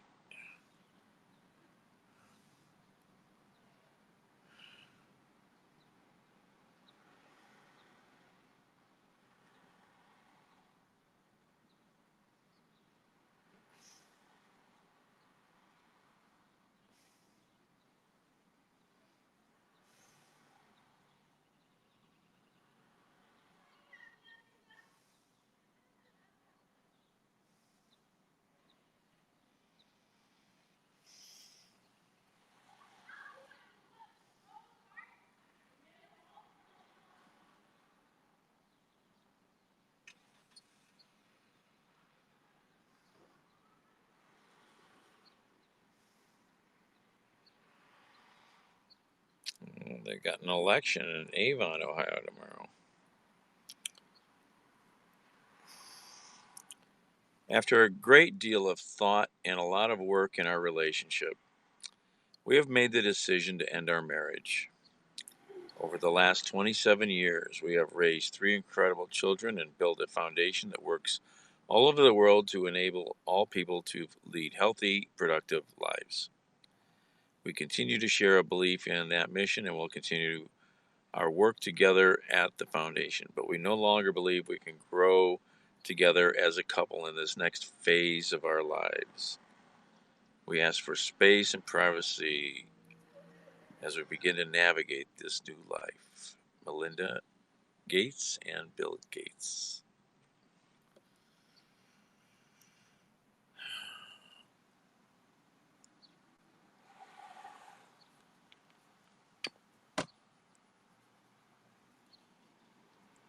What's their ages?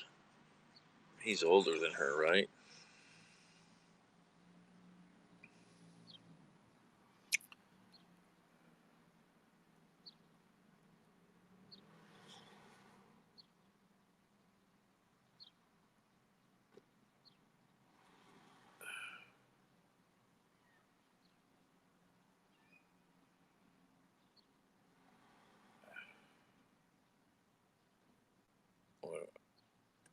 There we go. He was born in 1955. He's not that old. Let's see here.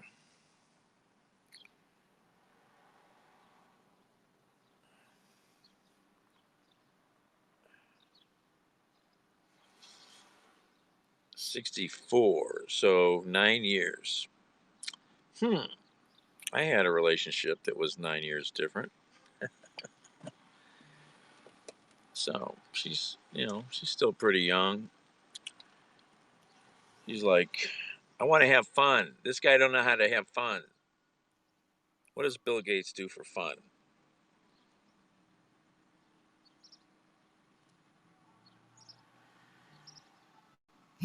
Think about it.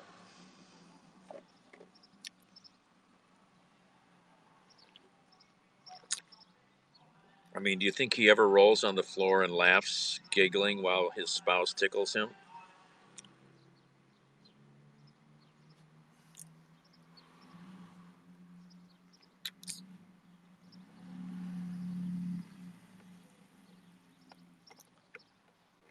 Now, it's a very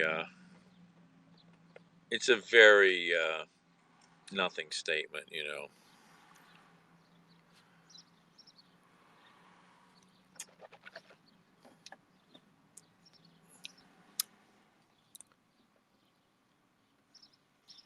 As well, I mean, he has, she came in with nothing really, but it's like when my one friend got divorced. I knew it was going to happen. I got that bug. I knew they were going to get divorced a year before he knew. She told me. She goes, I'm getting ready. She did her homework. I was in another house working, who's a major investment banker, stockbroker, and he knows this guy's finances. And I knew he did. And I go, hey, did you hear? Bob's getting divorced. The first thing out of his mouth in the kitchen was like, oh, that's going to be expensive.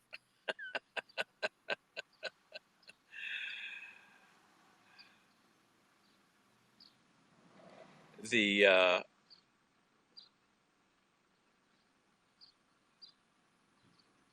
had 2 teenage kids, my friends, and they were like 12 at the time, I think.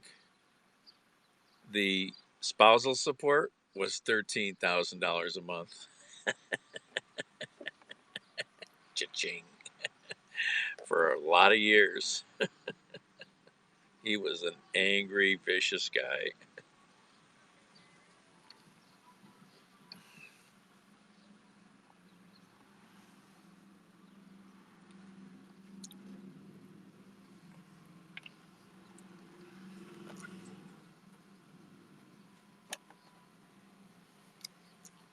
Bill's probably gonna. Oh, I'm sure she's getting more than that. You know, Bill's gonna probably go back to his Camilla, and she's gonna find somebody who's fun. I guarantee you that's what. If he even has somebody else that he would ever even see. You know.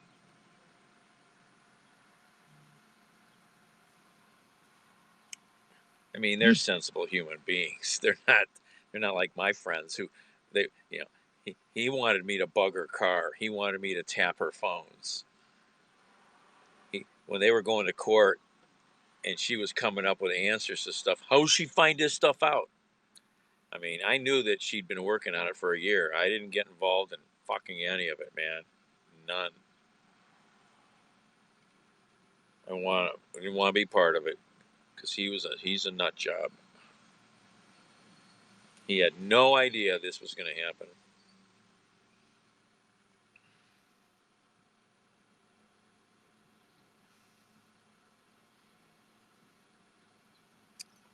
That's what happens when you're a bit of a jerk and you think you know it all, but you're oblivious to everything.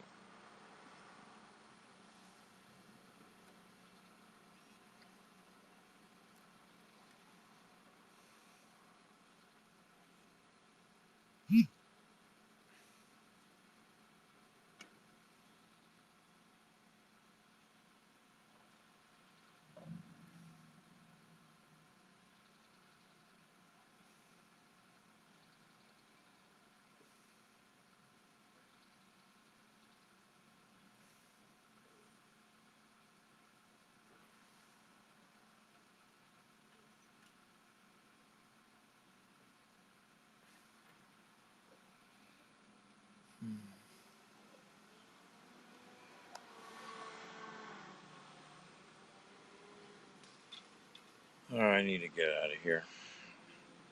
I kind of ran out of steam.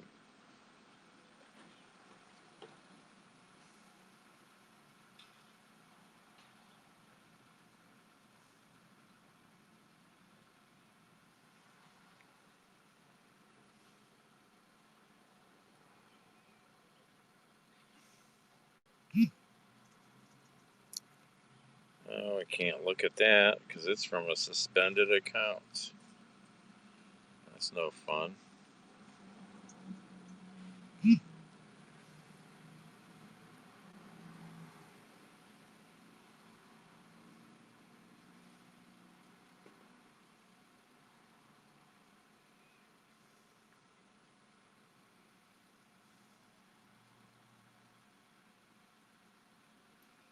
Wow.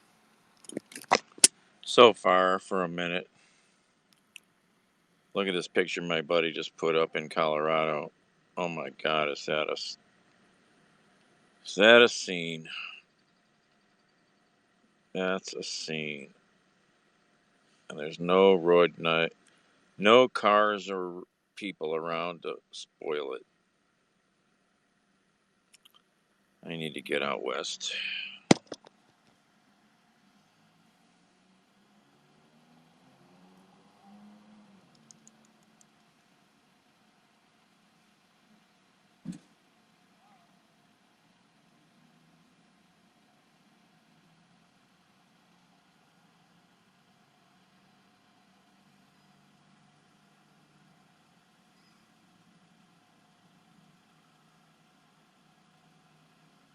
Wow, a sane voice.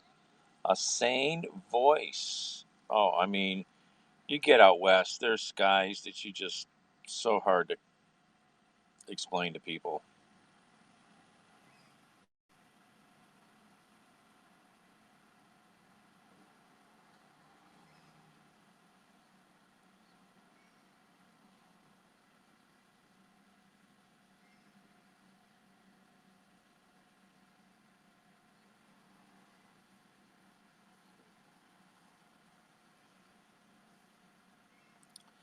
So, can't deliver there. Yeah, well. So, I don't know if I told you guys about the giant mess I got into on another platform in responding to somebody's commentary about the lumber prices and this 20-some-year-old kid who's a truck driver and picks up lumber from all the mills. He picks up steel and lumber from all these mills. There's plenty of steel. There's plenty of lumber. It's Biden's fault. The price is high.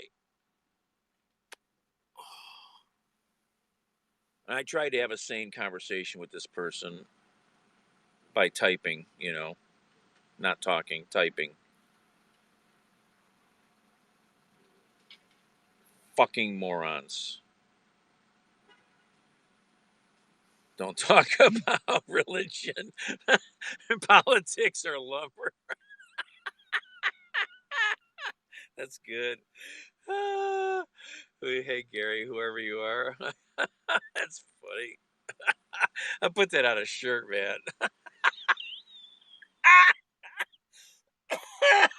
So, and I've done the research. I've had this talk like 5 or 6 times over months. I've done the reading, the research. I know why the lumber prices went up, okay? It was a perfect storm of events, And this guy put it in 2 paragraphs. I mean, he must have been watching this whole thing go on between me and these 2 guys.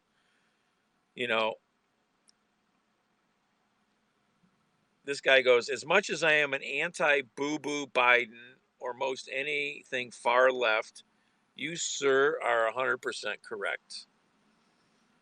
I'm sure in a few years they will be teaching economics classes on what COVID did to the economy. The lumber trade is a case study unto itself. Mills hit hard by the shutdown and infection. Lumber demand was expected to tank. Mortgage rates dropped to a 30-year low. People shut in, saving money, spend thousands on outdoor projects. New home construction skyrockets.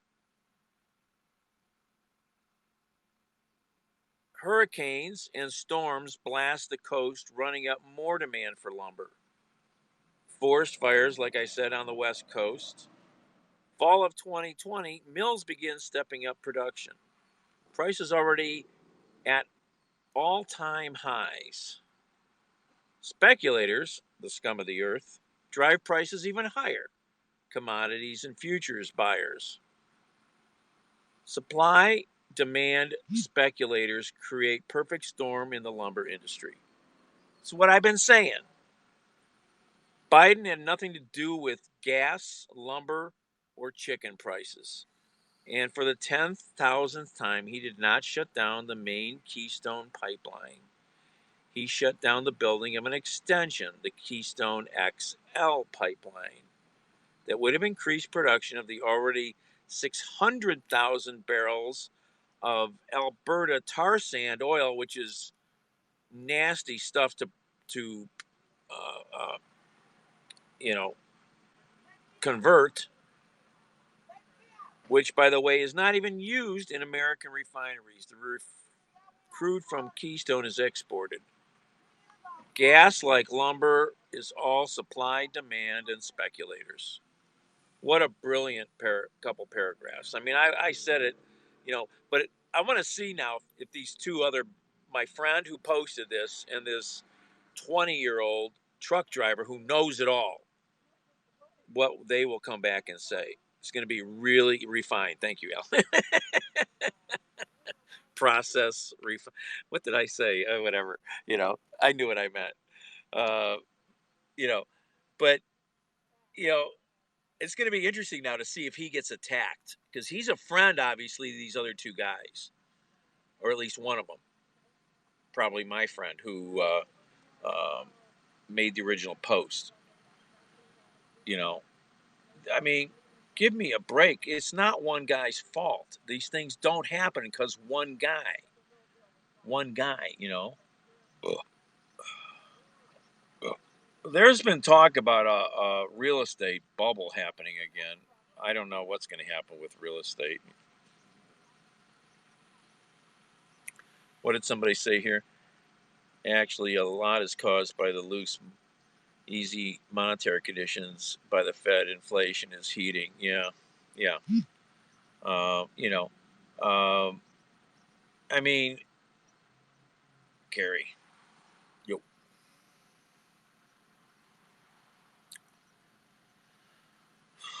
It's going to be interesting now to see if the other two guys who beat me up attack at least somebody else. It's going to be interesting, and how this guy will respond to them.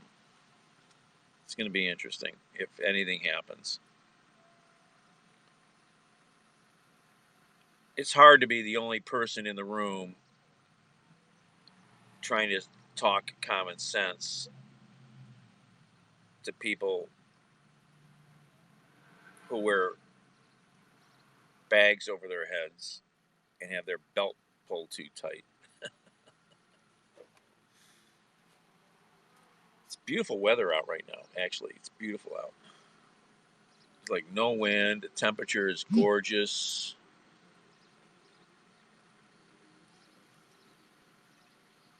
You can do that? Actually, I was the person people used to call to do a little scaring. Like my friend decades ago when she worked at a law firm and she was dating my friend. I don't think they were married yet. Yeah, no, she weren't married. And she's like, and I knew this guy mildly. I had met him, I guess. He was another attorney in her small little firm. And he wouldn't let up hitting on her. He was just a schlub, you know, the kind of douche you see in bars all the time. And I think, oh yeah, that might have been at that time. I think it was. I just thought about that. I was just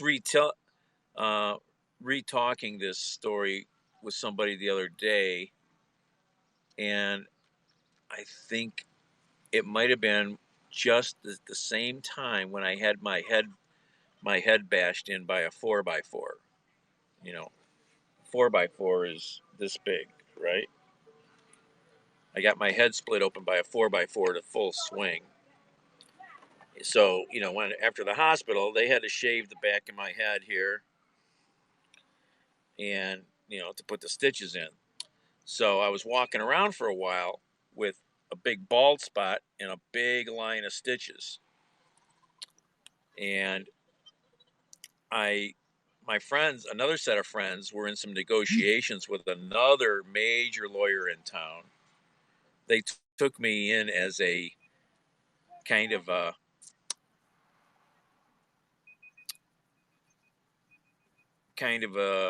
prop. I dressed in really sharp, casual clothing, you know, nice tan pants with a pleat, nice button-down shirt, nice, simple, hey, Forepaws, nice, you know, like little nice tan zipper jacket, you know, something like a cop might wear or like a federal agent, but a zipper jacket, you know, real clean. Thank you, Forepaws. And like when I went to that meeting with that lawyer, we're talking a major guy. This guy's a major politician. He ran for state office.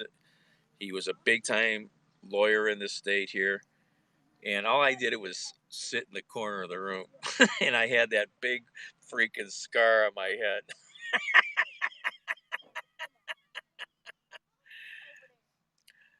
I don't know anything about the Browns. I just went to the NFL draft thing and had a little fun. Somebody here might know. I don't know anything. I don't follow sports. I could care about sports. But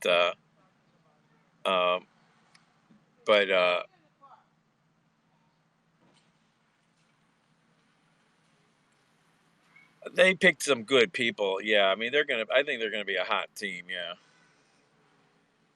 So at near the end of the meeting, we did some more introductions and talking, and I brought up or maybe my friend brought up. He goes, his dad was so and so, and he's like, oh, okay, he knew my dad, and 10 seconds behind. Okay, to be expected. 4 pause. Uh, and uh, uh,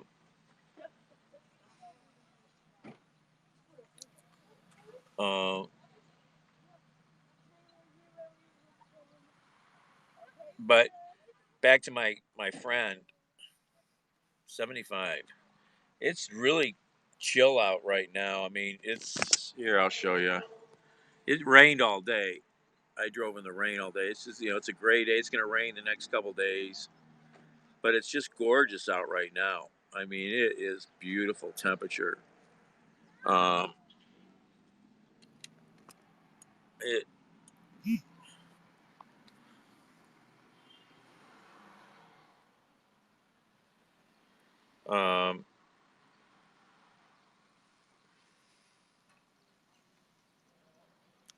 64 now. It's beautiful temperature out right now. So my friend, asked me if I might be able to talk to this lawyer who was bugging her.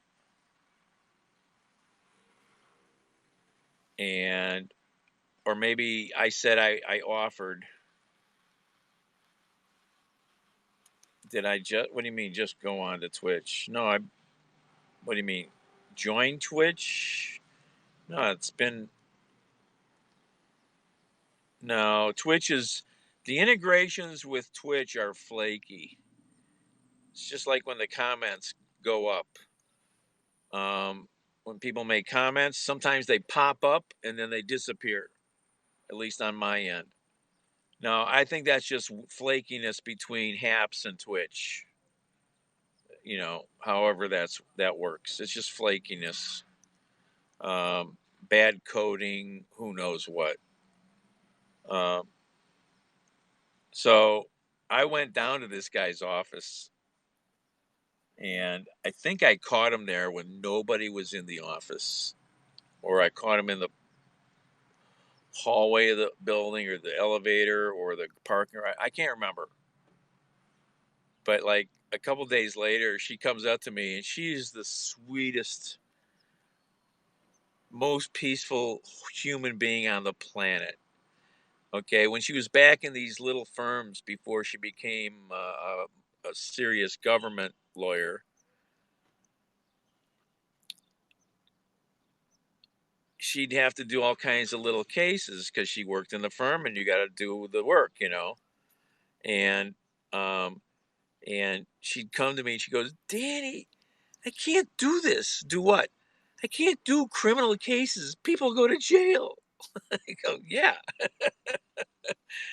She goes, "I can't do that. I can't do that." She couldn't deal. She got involved in much more civil type of law, governmental and civil law, and became very, very good at it. And like a few days after I saw this guy, she comes up to me. She goes, "What did you what did you tell him?" I don't want to know. I don't want to know. I don't want to know.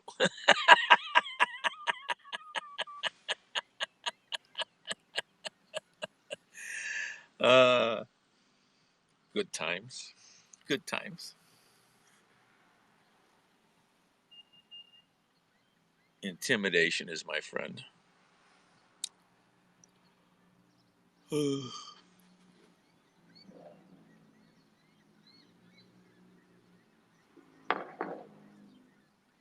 He never approached her or said anything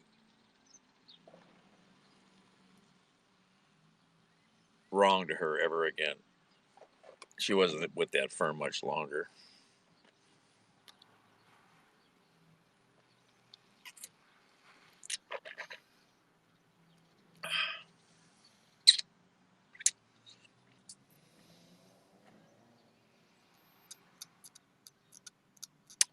Well, I got a little bit of a second wind now.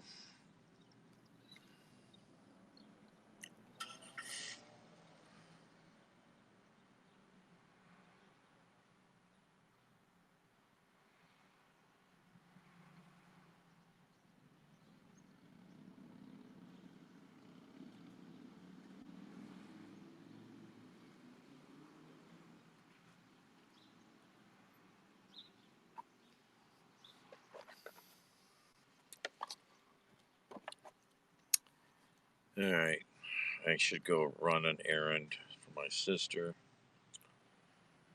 because I am slacking off on energy.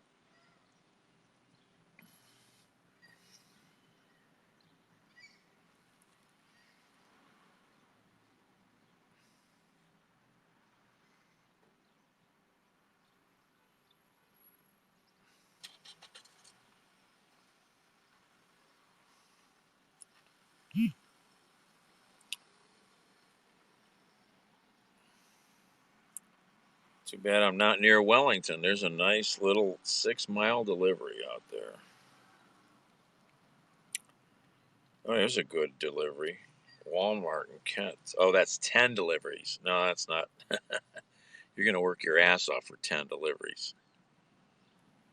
Car's going to be full of shit. I'd like to go down there once just to do one of those to see how much stuff you got to put in your vehicle. 10 deliveries.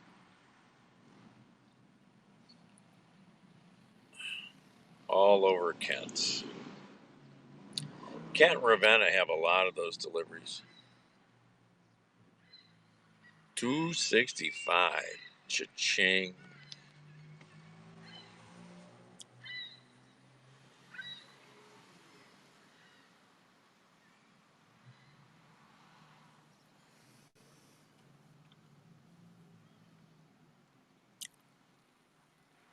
$60-hour weeks.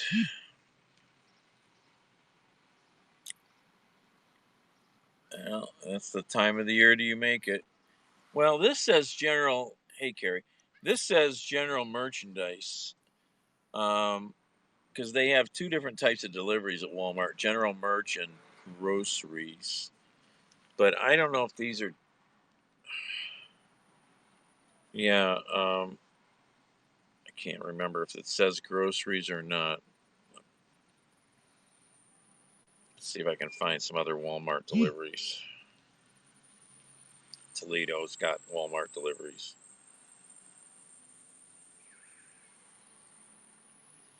Walmart Express. No. Express. General merch, 9 deliveries. What's this here?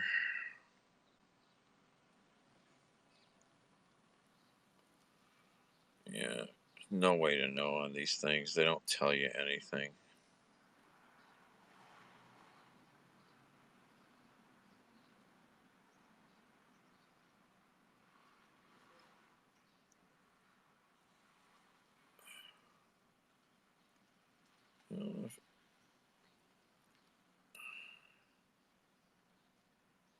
Express. Is the Express the groceries? I get them confused.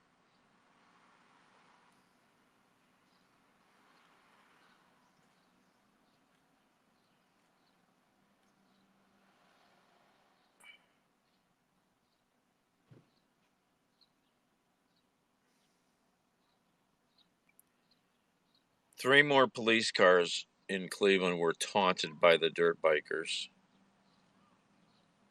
These fucking mayor will not let the cops go after these dirt bike kids, these punks. I'm trying to videotape them. They're throwing stuff in my car as I'm driving by.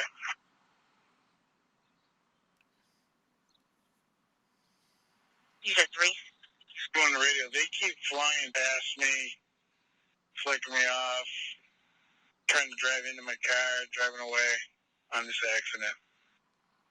The dirt bike unit out. I got dirt bikes in the area, flipping off the officers, trying to drive into their cars. Yeah, on 5-2 in Denison, it passed me in about 6-7 times. I'm trying to videotape them. They're throwing stuff in my car as I'm driving by. Yeah, Adam 2-1, they did the same thing to us at 2-5 in Woodbridge. Drove by us, flipping us off.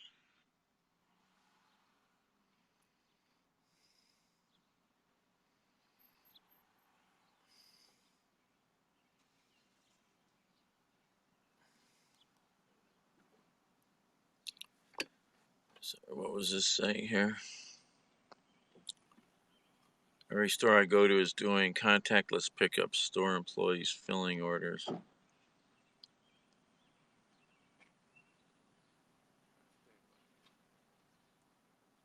Huh. Yeah, I mean, it's going to go like this for, this I think it's going to still be till next year before a lot of stores get back. Portland, yeah. Portland is a disaster. Everybody's doing over there is a mess. You know, I'm for some things, but I'm not for a lot of the crap that went down in Portland, that's for sure.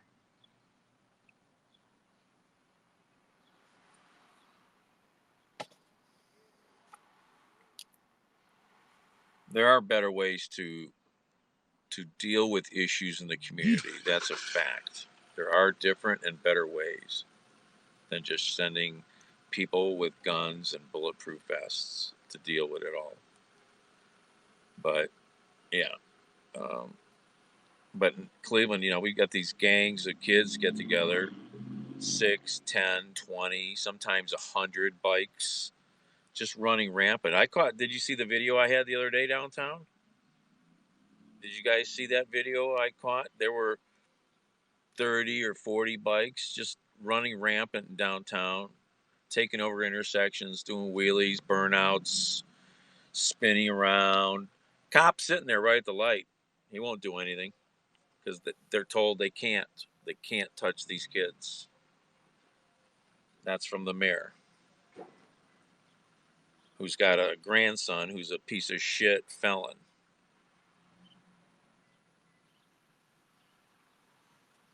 Where's the video that I took?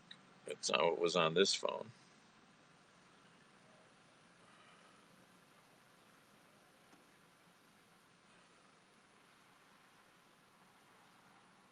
Did I put that video in this phone or not? Yeah, here's the video.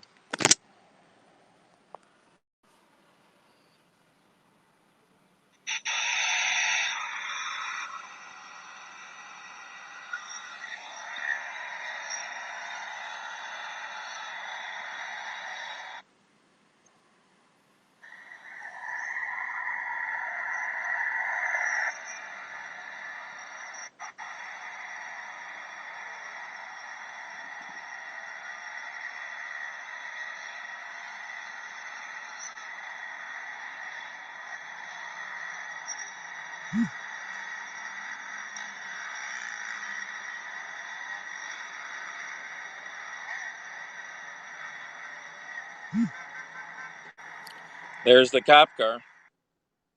Right there.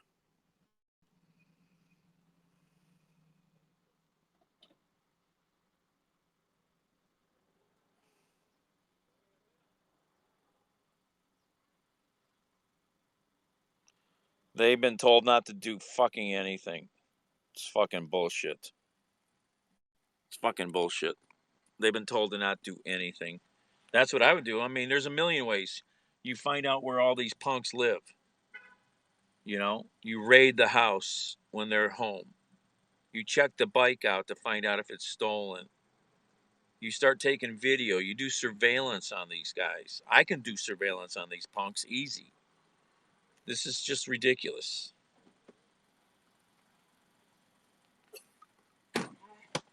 You know, how many guys who've put videos up on YouTube of their motorcycle or hot rod shenanigans have had a cop show up at the door and arrested them or given them tickets for what they showed in their video?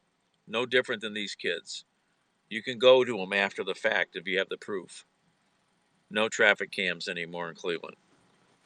A couple suburbs do. I still have a ticket with at least one of them I'm supposed to pay, and I don't have the money to pay.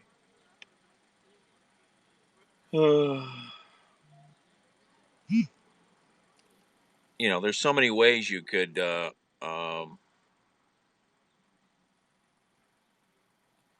try to go after these punks. Confiscate these bikes. Do like they do in places like Los Angeles. Confiscate the bike, drive a damn bulldozer over them. Crush the bikes. Crush the fucking bikes. Or put them in a pile and set them on fire. They take the hot rodders' cars and they crush it. They bring the guy there, they watch his car get crushed. The other day, these kids were driving around somewhere. They were pulling up to the cars and waving guns. There's all kinds of ugliness coming out of these kids, They scare people, This summer, I'm sure they're going to go on these big rides where they have 100, 200 of these bikes, and they'll run rampant all over the city. Wants to get the Antifa now when Trump was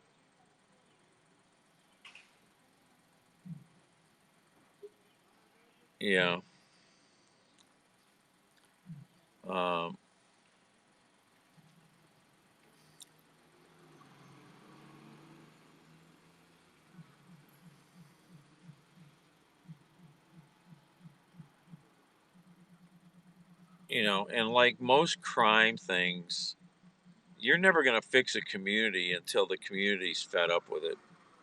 Trouble is, nobody in these communities, whether it's the hillbillies over here, the Puerto Ricans over there, the blacks over there, Errol, hello, they won't think on each other. Nobody will call the cops because their the neighbor next door, not the buddy, but the neighbor next door is dealing drugs or abusing the wife and the kids. Nobody will stop any of it, because they're all so messed up. So they just let it go,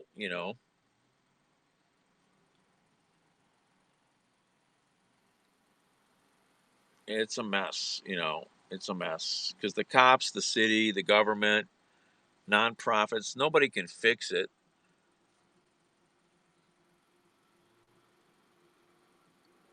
Yeah, well,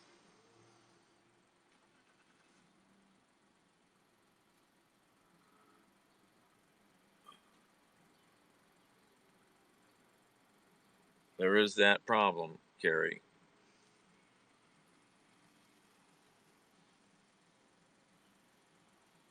Don't do stupid shit, and you shouldn't have anything to worry about. If you do stuff that's at least somewhat righteous, okay, maybe, but I don't know.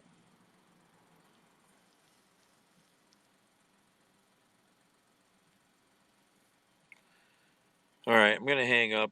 I gotta get to the back cave. I gotta pick something up, take it to my sister, LNS. You punk!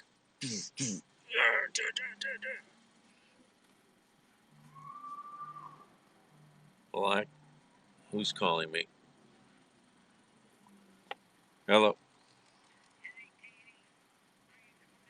Yeah, I'm just heading home now. Okay. Okay. Okay. Bye. I gotta go to the hospital and take some stuff to my sister. Group of rednecks chased them away.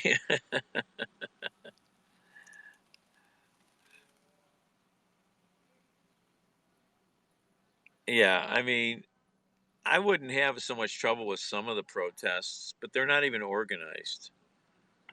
Yeah, she was visiting the group home where she used to live, and the manager lady was hanging out with them, and she didn't like how my sister was.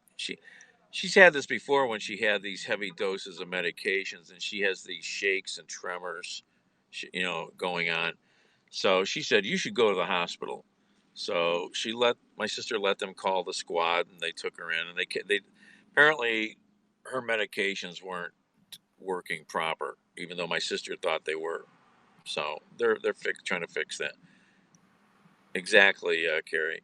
You know, um, you know, I'm all for changes on how things are, but you don't, you know, you go up to the beehive and whack it with a freaking spoon, it ain't gonna go well. You know, I mean,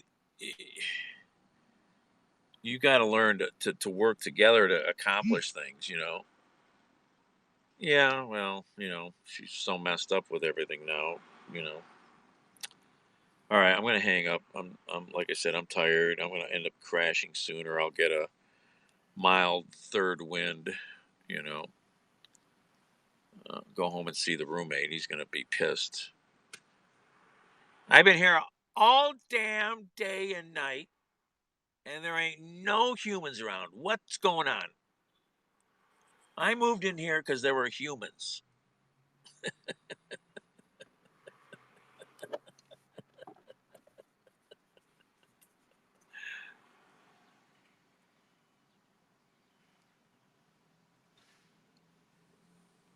Oh, oh, oh. Hi, everybody. Ooh. What's going on? Oh, he's tearing shit up lately, man. I mean, so, I'm like, should I get him a roommate of his own? It's like, I don't know. They might destroy the friggin' house. I'm finding stuff flipped over. He climbs up on crazy shit. I mean, way up on. I mean, he's. I'm finding him in places I never thought I would find him. It's like, what are you doing, cat? The other night, she's sleeping. The mini blinds are down in her room and one window, and there's a table there by the windows, so he can look out, and she's got stuff up on the table. So the closed window, he's not happy with the window he can look out. He wants to look out the other window that goes a different direction. What's he doing? He's getting in between. He's trying to crawl up under the blinds, and all they're doing is making this crazy aluminum crinkling sound. He's done it before. Oh my God. I went in there. I'm like, what are you doing?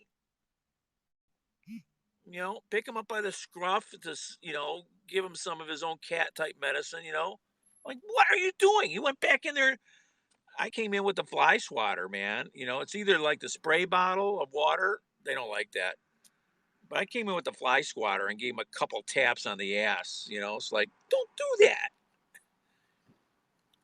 Chris Monty, a Twitch musician, says his dog is taken to bringing in dead squirrels. That's bad. If your dog's killing squirrels, I don't want to know about that. Squirrels are my friends. Oh, this cat, man. I mean, he's a terror. Hopefully, I bought a new bag of cat food at the Tractor Supply. At least maybe this food will satisfy him better, and he won't be digging in the bag of food. Oh my God, Yeah, I've got a friend whose dogs would catch her friggin' giant. Do you know what a Dogo Argentinian is? It's one of the strongest fighting type dogs ever made on the planet, ever crossbred. Go look up a Dogo Argentinian. It's a mix of 10 breeds, pit bull, all kinds of big, strong, crazy animals. Dog's built like a freaking tank. Freaking dog of hers would catch squirrels. Just unbelievable.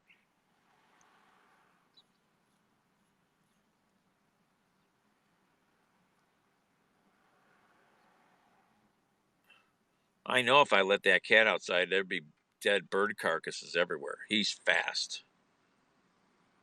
He sits at the window just drooling when the birds are out there.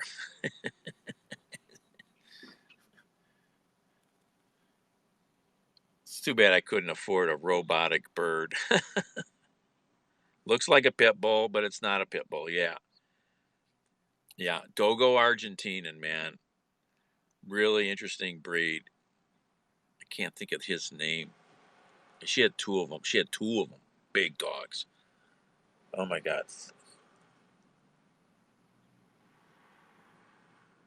Thunder. It's been so long. It's an old friend / girlfriend who, I guess she finally found a guy, and I don't know if they got married, but she stopped communicating with all of us. It's sad, I think, but sometimes that happens. Yes, average weight, 88 pounds and 20 inches tall. It's a freaking cinder block with legs, you know? Oh my God, crazy strong dogs, man. Crazy strong dogs. Their jaws, you look at the mouth, and they open the mouth on a Dogo Argentinian, and it's like a pit bull's mouth, twice as big. And, just crazy. But her dogs were babies. They were just giant babies because how you raise them, Oh my God, they were the funniest animals. Pink bellies, big pink bellies, white skin like a short white skin, fur like uh,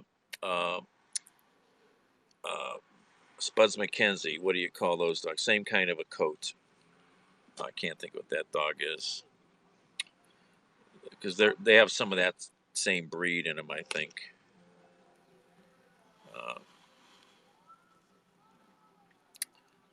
Those dogs were fun. They were fun to be around. You could really wrestle with those dogs.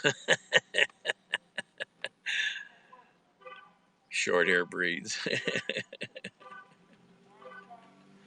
And her two dogs would play so hard. Have you ever seen horses play hard in a corral?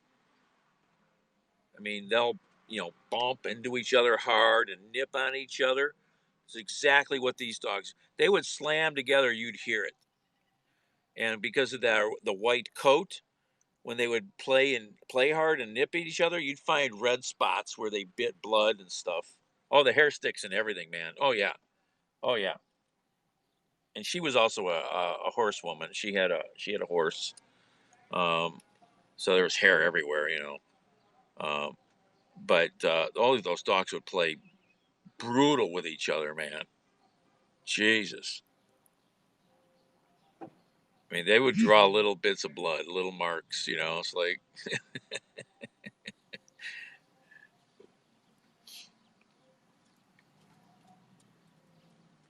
all right, guys. I'm going to go run some errands. We'll see you later, maybe, or I might crash for 15 hours. Who knows? All right. Rams, yes. You would hear these things slap each other, man, when they'd hit. Oh, my God. It's like, what the hell was that? All right. Ciao. See y'all later.